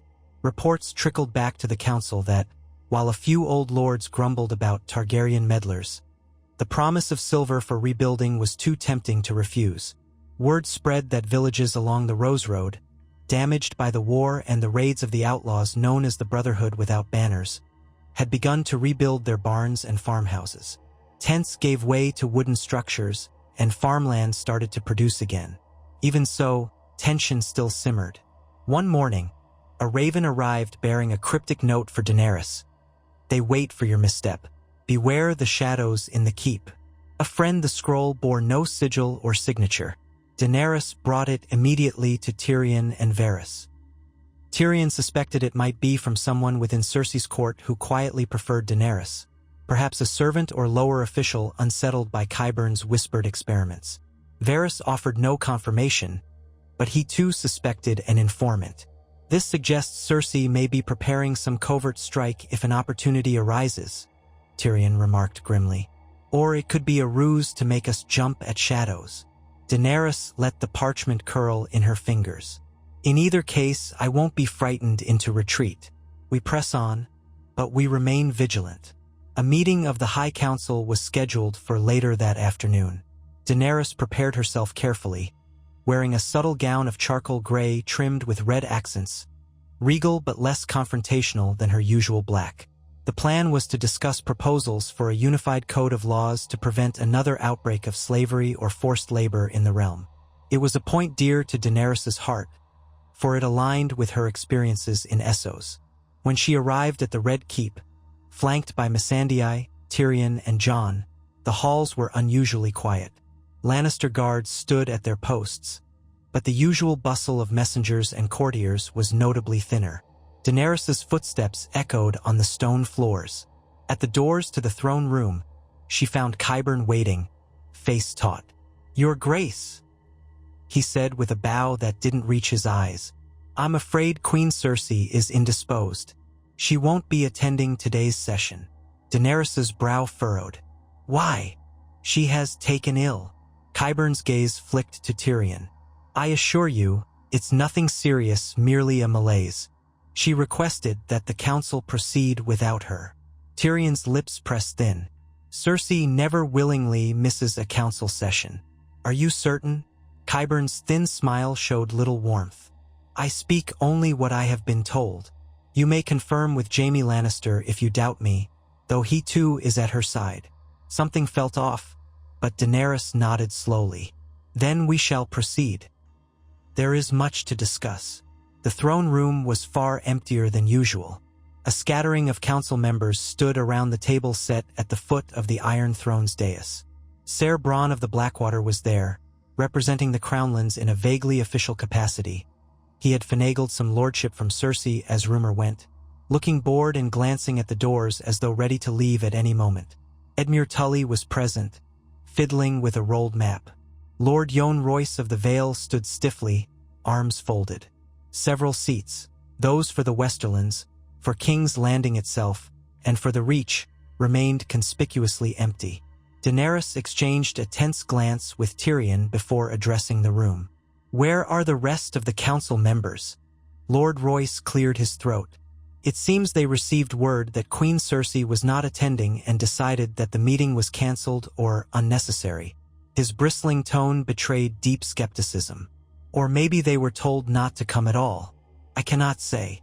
Jon Snow, standing by Daenerys' side, narrowed his eyes. "This feels like a deliberate slight, or an ambush." Tyrion tapped his fingers on the edge of the table, looking pensive. "Cersei might be testing our reaction, or perhaps she's undermining the council by ensuring only her least significant representatives show up. If so, we should still conduct the meeting on record. We can't give her cause to say we abandoned our duties." Daenerys nodded, regaining her composure. "Agreed.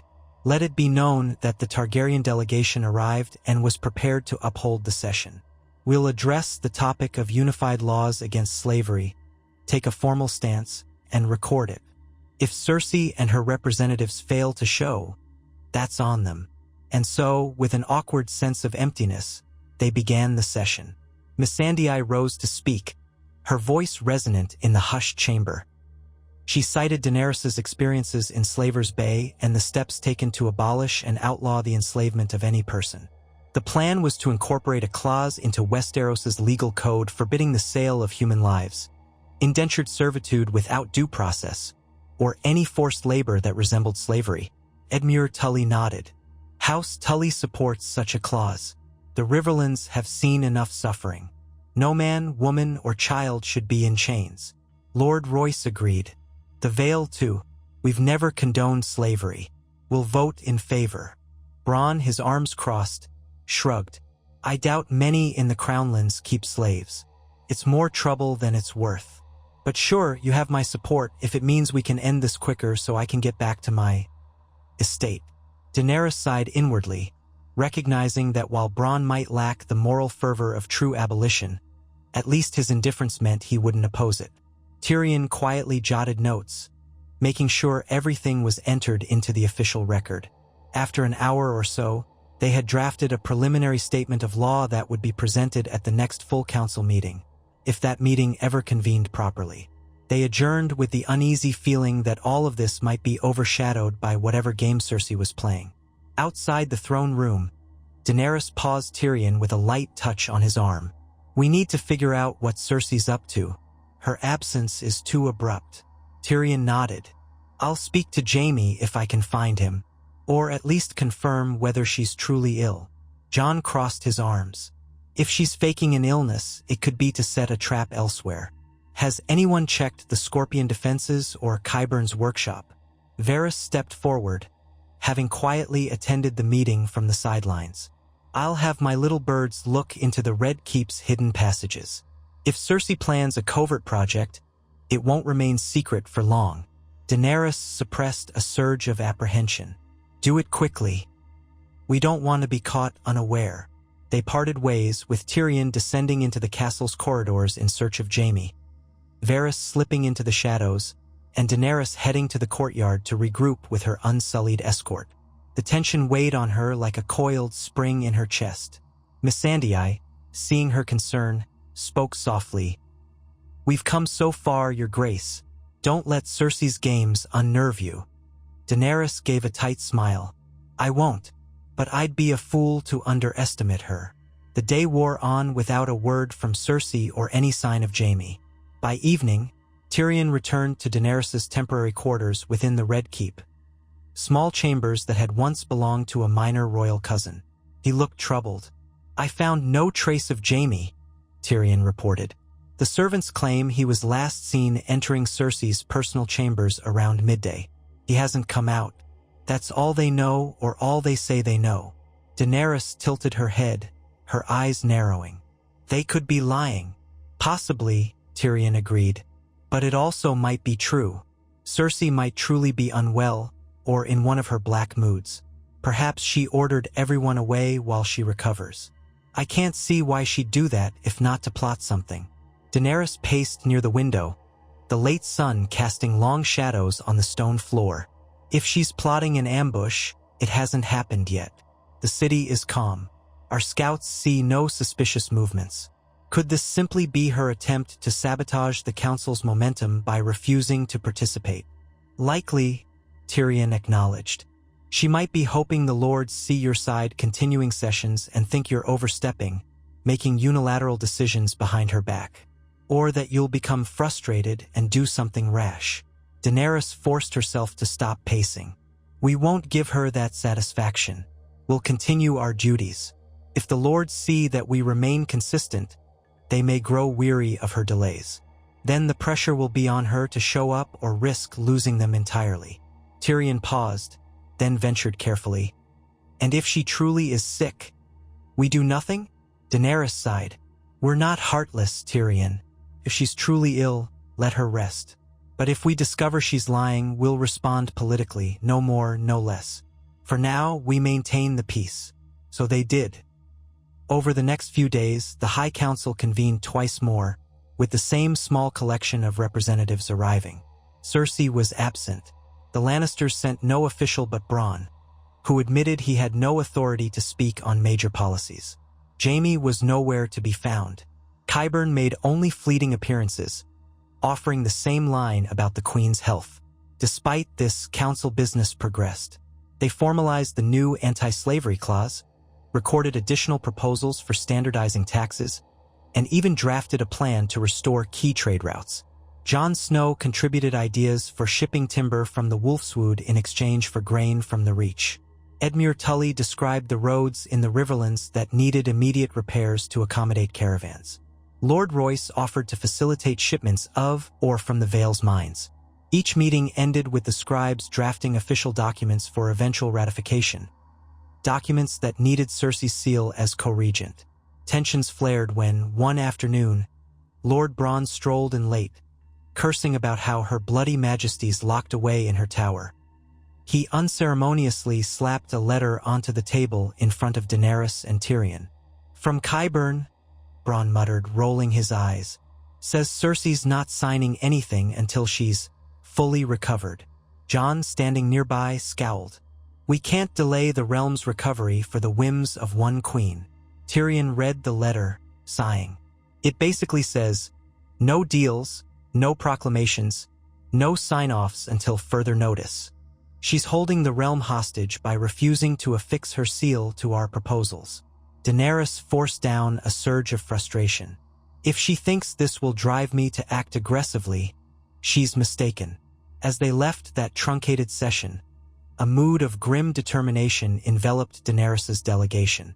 They knew they had to outmaneuver Cersei politically, not militarily.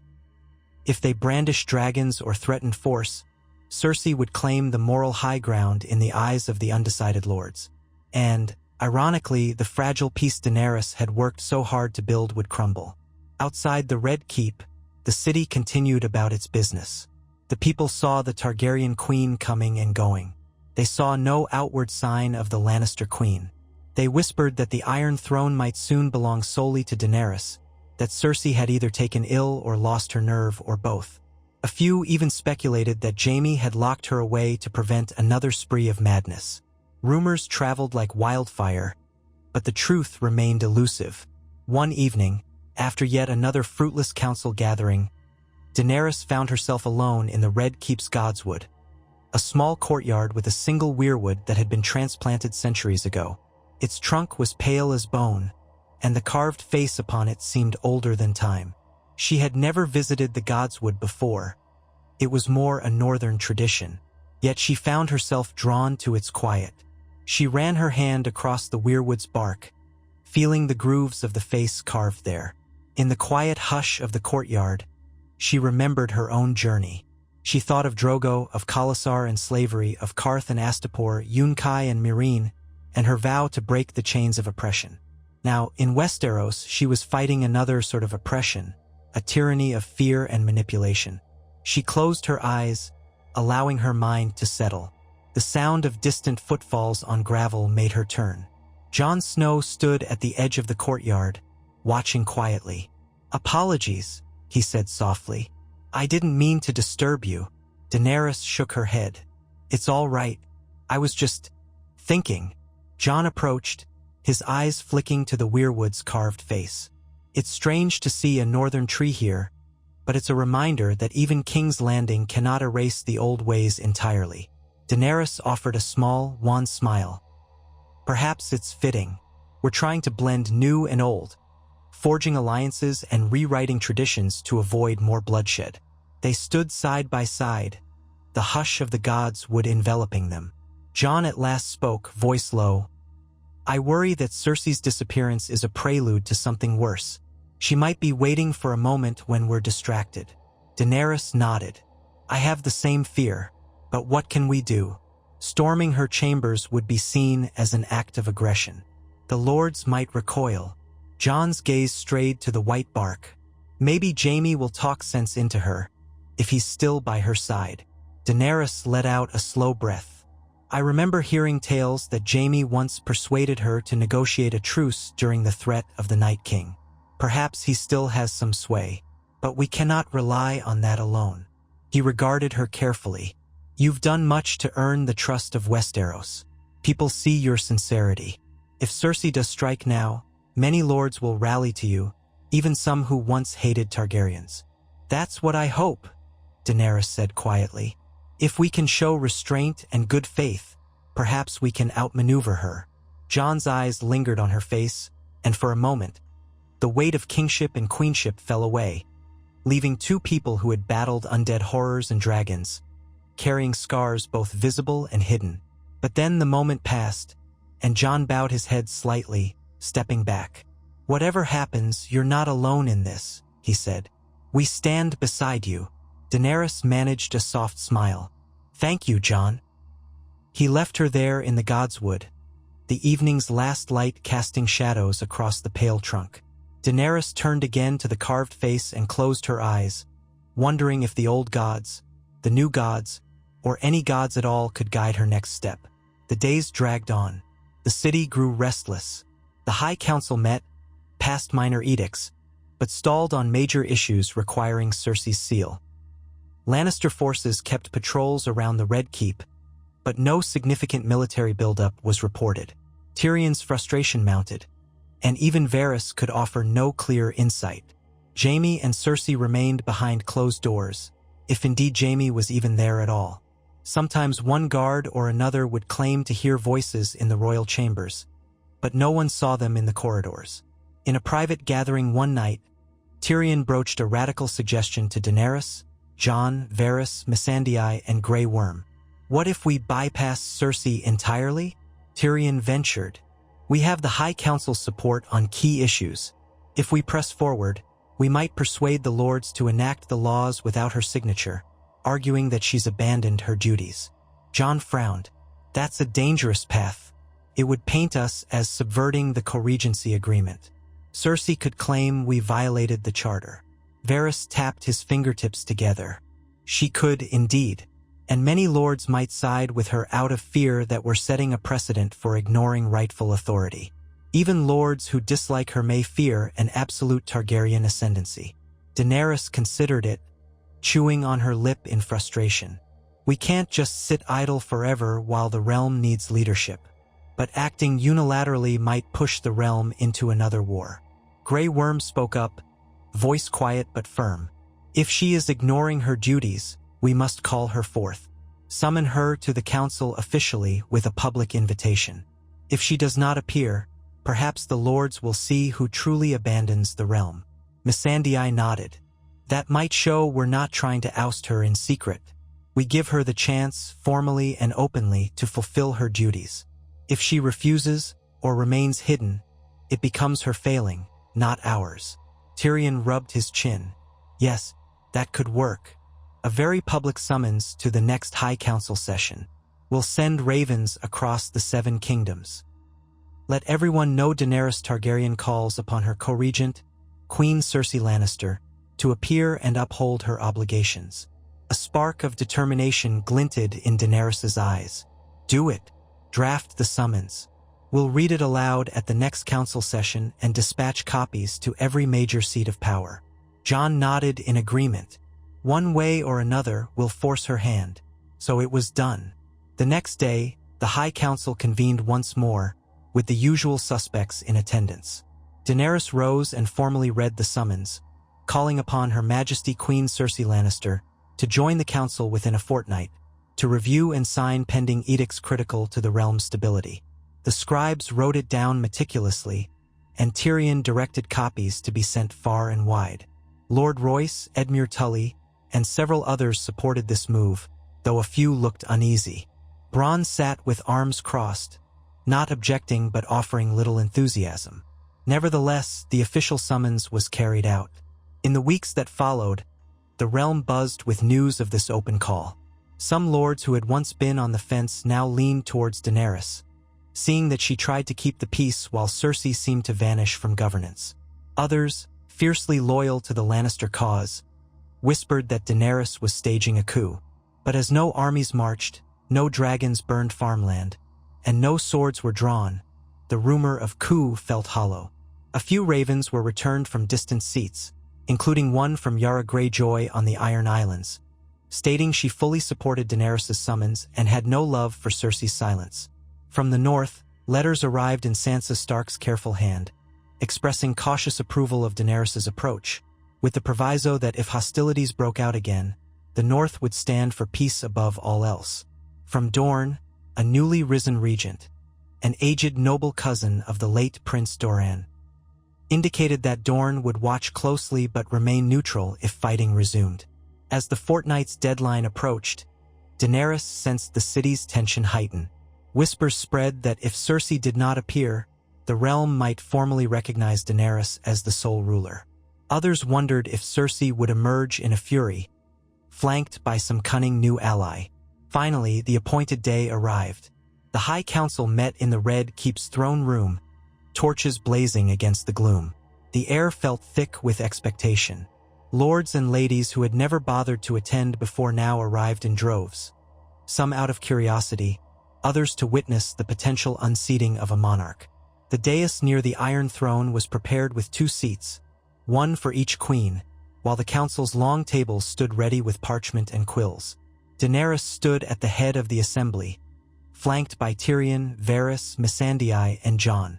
Grey Worm led a minimal detachment of Unsullied inside, not enough to appear threatening, but sufficient to protect Daenerys if events took a dark turn.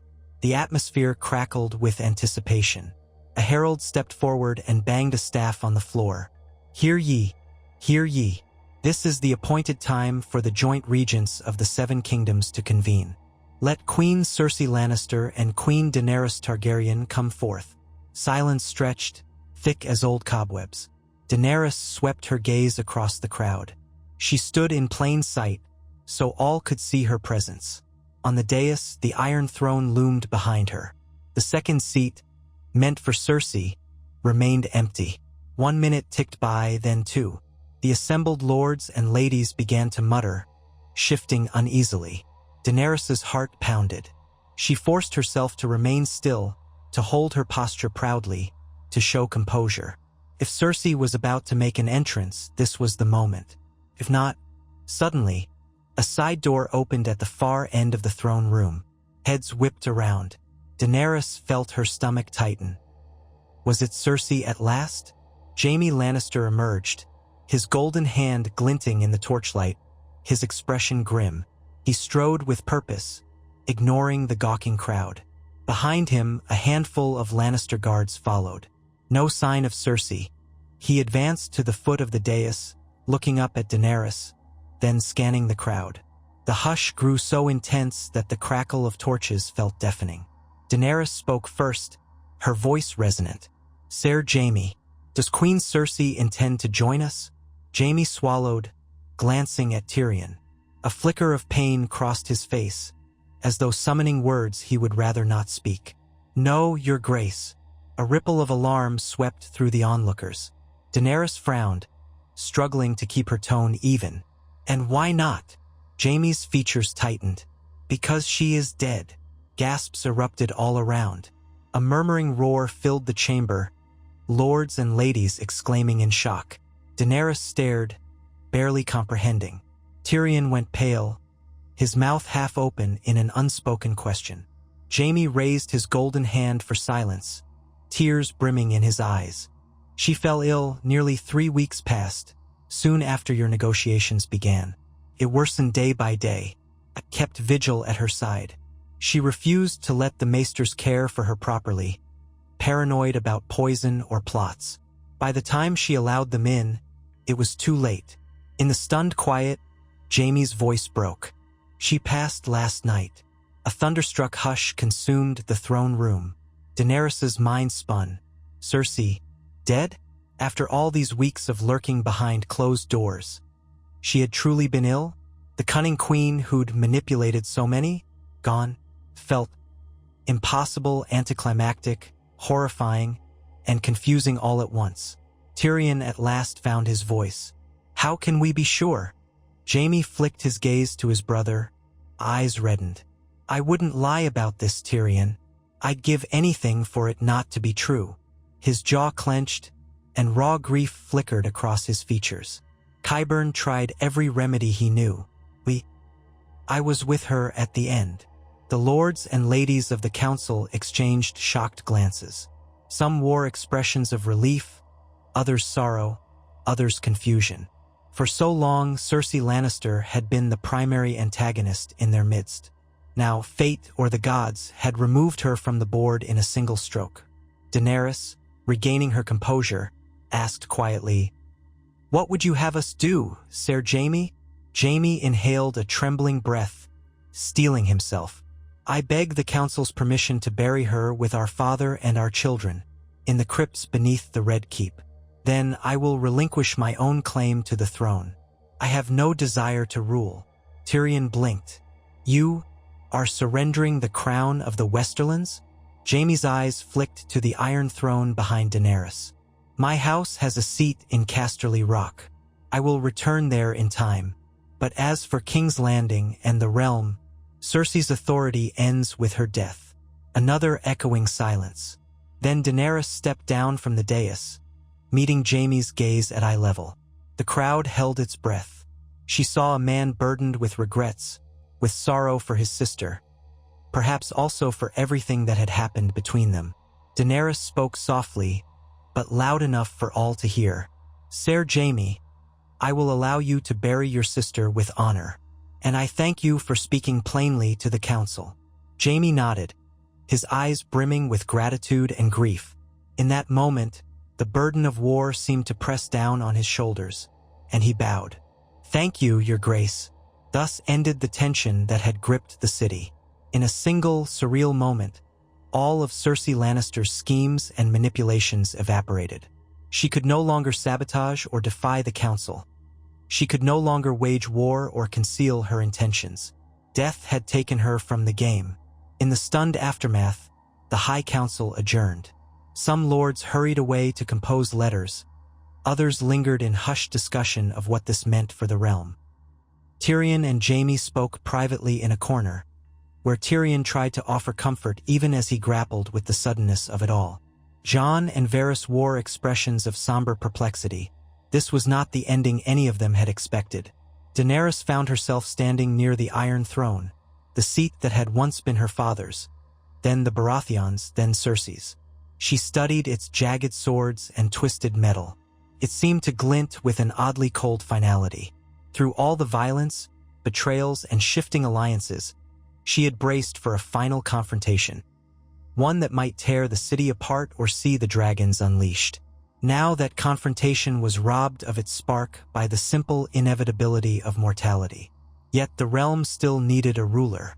The High Council was in place, the charter half-finished. The question loomed: would the lords accept Daenerys as the sole occupant of the throne, or would they push for a new arrangement entirely? In the days following Cersei's death, the city fell into a state of odd calm. A modest funeral procession was arranged. Though it was not grand, Cersei had too many enemies. Jaime oversaw the private interment beneath the Red Keep, ensuring her body was placed near Tommen and Myrcella. Few mourners attended, just a handful of Lannister loyalists and guards. Tyrion watched from the shadows, perhaps not wanting to share too public a display of grief given all the harm Cersei had done. Then came the matter of succession.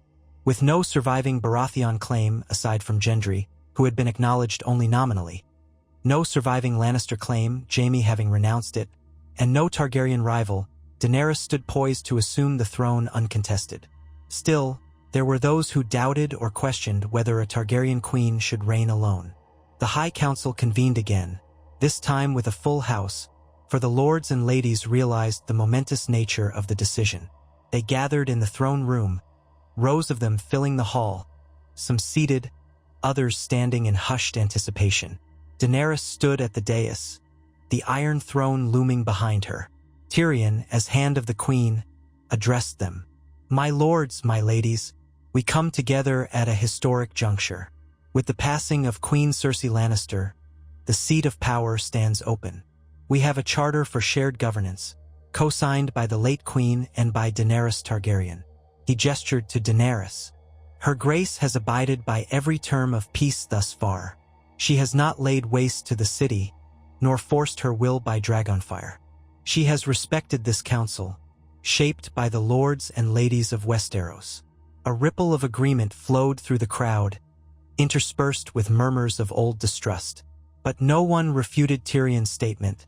Daenerys' restraint was undeniable. Tyrion spread his arms. "We now propose that Daenerys Targaryen serve as sole monarch, guided by this council, fulfilling the very arrangement that was originally intended for two. Instead of dissolving our new system, we can strengthen it. The High Council endures to represent all regions, while the Queen sits the Iron Throne, ensuring unity and swift governance."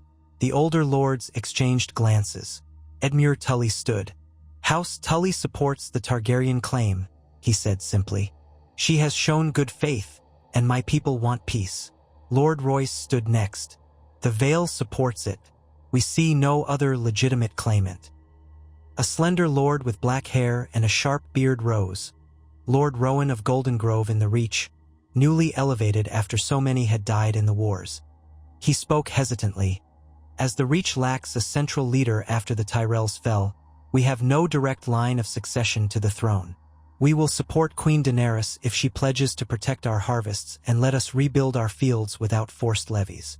Daenerys inclined her head. "I pledge it." Lord Gendry Baratheon, having been legitimized in name but never holding strong ambitions, stood awkwardly. I'm no contender for the throne. I'll stand with the council's decision, so long as the Stormlands are given fair representation."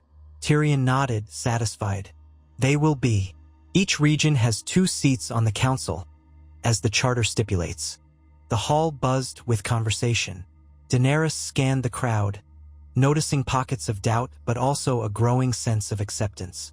A handful of lords who once might have rallied to Cersei had nowhere else to turn. And Daenerys' careful approach, feeding the poor, aiding reconstruction, refraining from violence, had softened many hearts.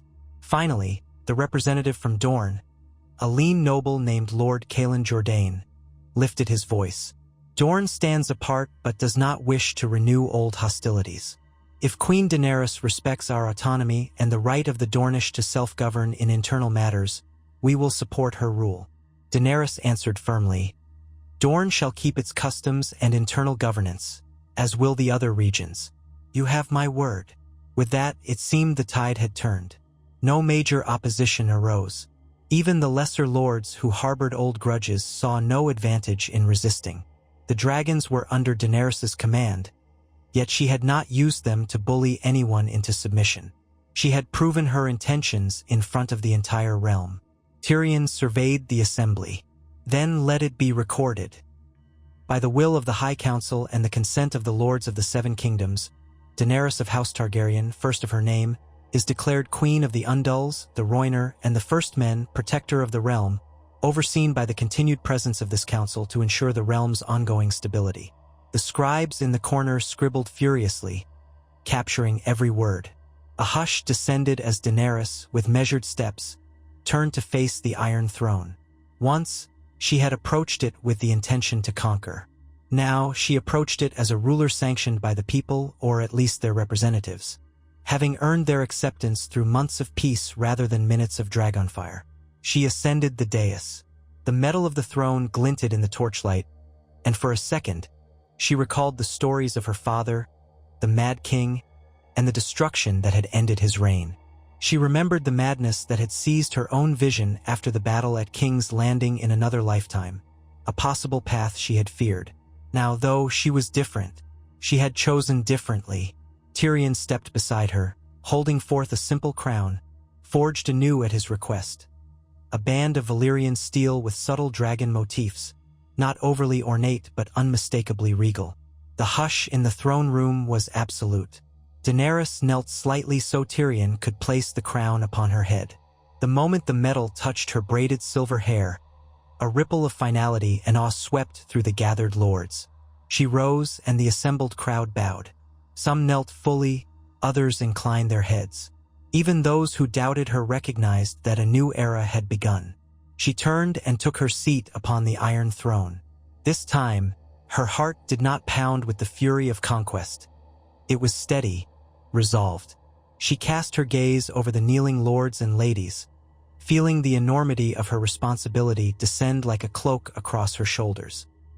Beside her, Tyrion kept his eyes lowered in respect, and Jon Snow stood at the dais, offering a slight bow, pride and relief evident in his expression. Daenerys spoke, her voice carrying through the throne room. I accept this crown with humility and determination. Together, we will rebuild the Seven Kingdoms. We will ensure that no child is left to starve by the cruelty of war. We will lift up those who have suffered in the wake of conflict. And we will do so hand in hand with this council, representing all corners of the realm. A quiet murmur of assent rose. Then one by one, voices called out in a growing chorus, "Long live the Queen! Long live Queen Daenerys!" The words echoed through the vaulted chamber, and Daenerys felt an unexpected warmth in her heart.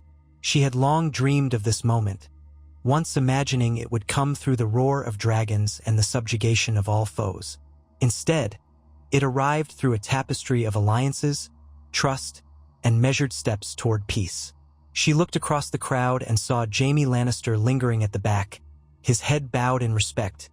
Even if he did not wholeheartedly celebrate her, he acknowledged her rule. She saw Varys standing in the shadows, a ghost of a smile on his lips. She saw Davos Seaworth beaming quietly, arms folded. Missandei stood near the scribes, tears shining in her eyes, and Tyrion, her hand, met her gaze with a subtle nod, as if to say, "We have done it." The ceremony concluded with no grand feast or lavish displays. The realm was still healing, and Daenerys wished to keep the tone sober yet hopeful. Instead, the lords departed to spread the news across Westeros that a Targaryen queen now sat the Iron Throne by the realm's consent.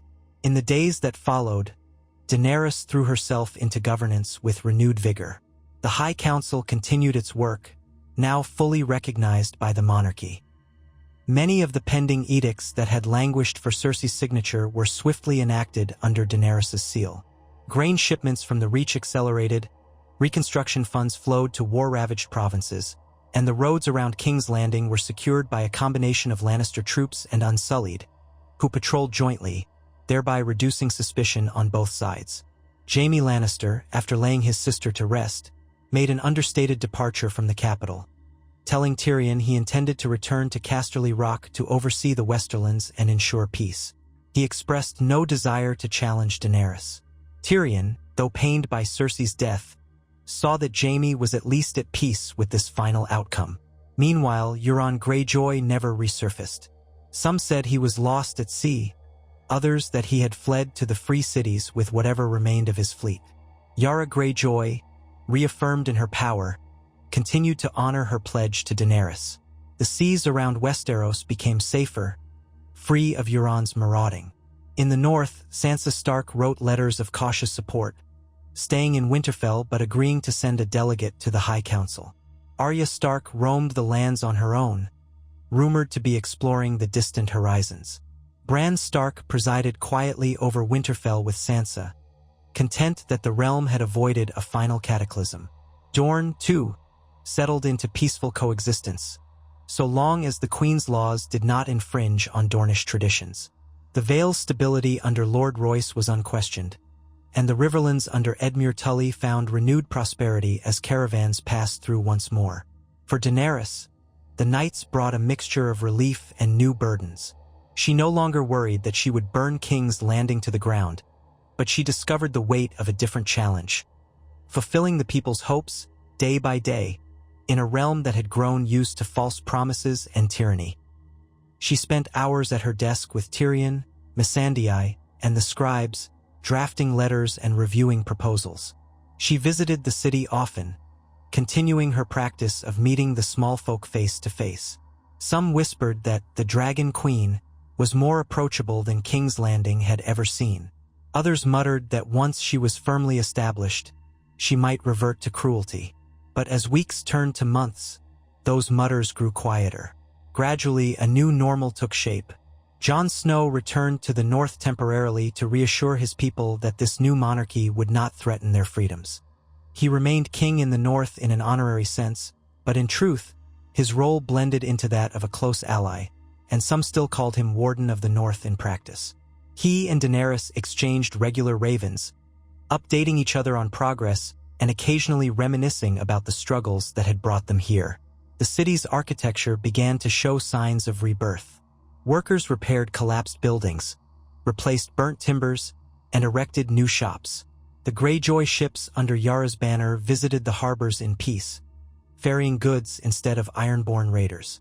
The Unsullied, though foreign, walked the streets with disciplined courtesy, ensuring no commoner was harassed without cause. Over time, the people of King's Landing ceased flinching at the sight of a spear and helmet from across the narrow sea. And overhead, Drogon and regal soared. They did not unleash fire upon the city. Instead, they became living symbols of the Queen's power tempered by restraint. On some afternoons, children would run through the streets, pointing at the sky, delighting in the dragon's silhouettes. No longer did they scurry into cellars in terror. Still, Daenerys never forgot the precariousness of it all.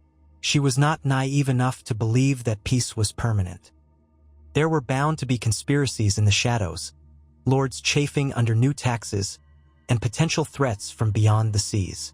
But the difference was that now, she had the High Council, a broad-based system of governance that included voices from every region.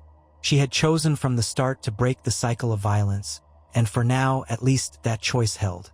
One evening, as dusk painted the sky in shades of pink and gold, Daenerys rode Drogon in a gentle arc above the Blackwater Bay.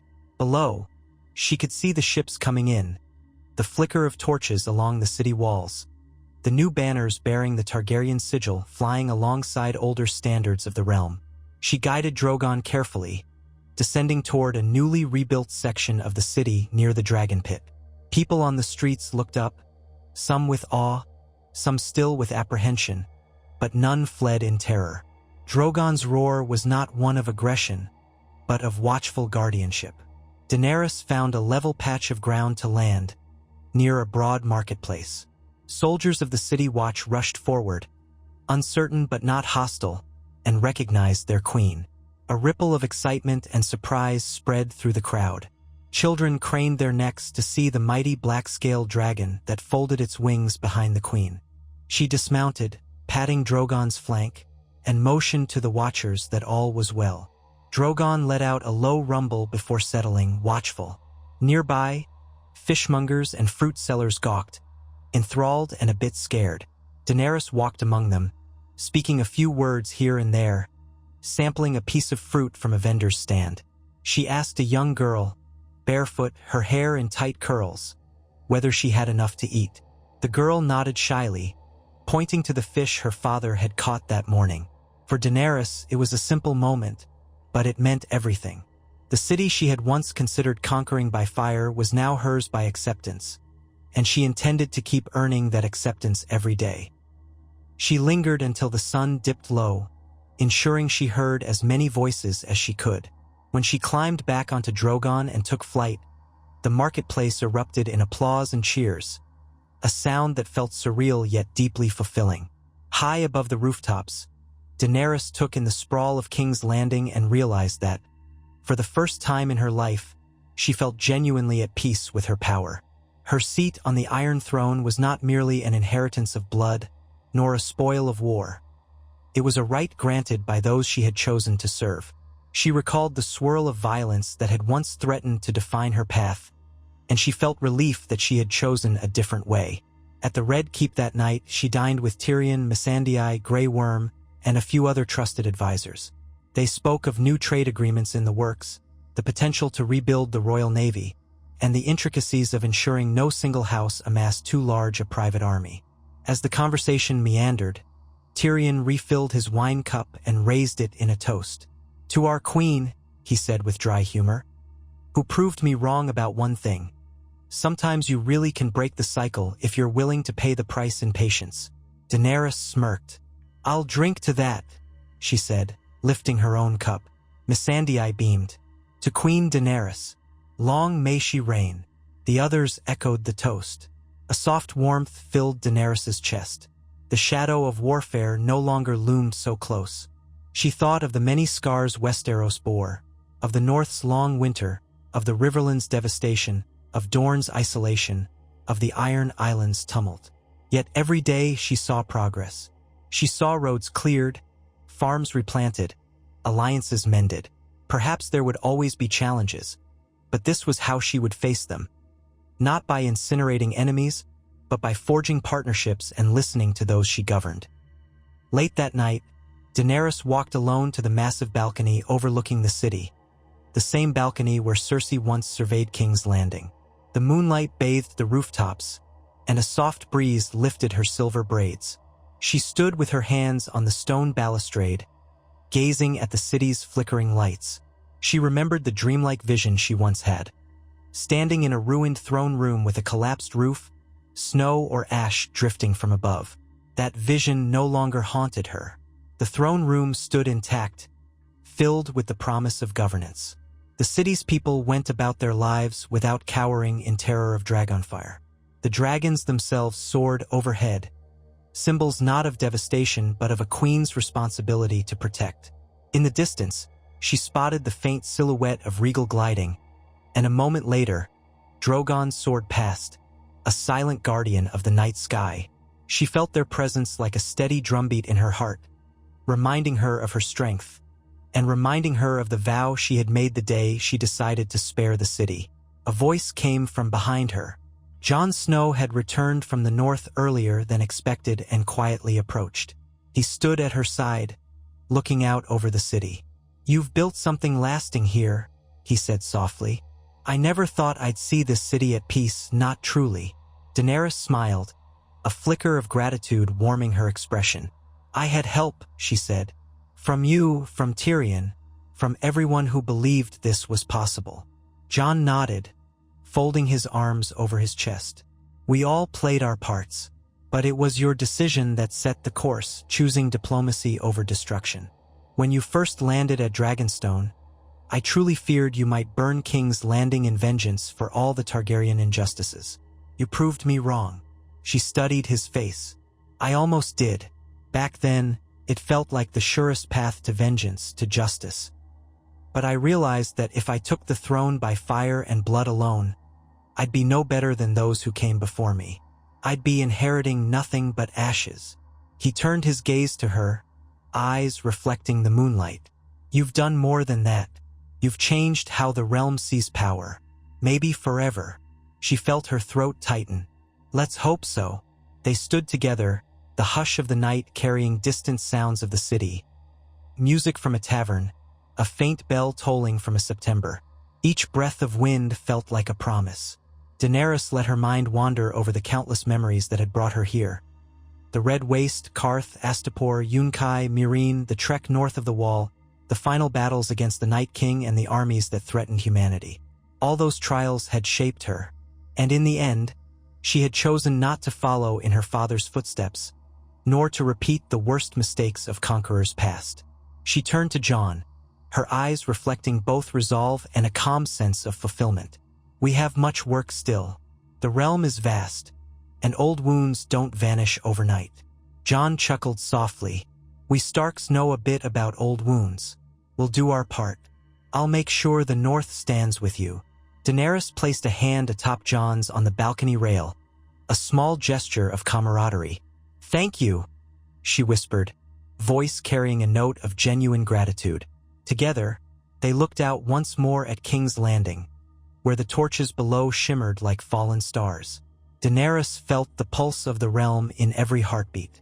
She was no longer the outsider with dragons poised to annihilate. She was the recognized queen of Westeros, chosen through a tenuous but genuine alliance of lords and common folk, forging a future that might finally break the endless cycle of violence. And if, someday, that fragile peace was tested again, she would face it with the memory of what had been accomplished here. A memory that told her victory did not require the city's immolation, but rather its preservation.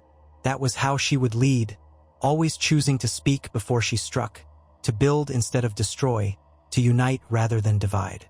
For that night, at least, King's Landing shone with a rare sense of hope under the moon's silver glow, and Daenerys Targaryen, the mother of dragons, breathed easier, knowing she had not merely conquered a throne but earned the right to hold it.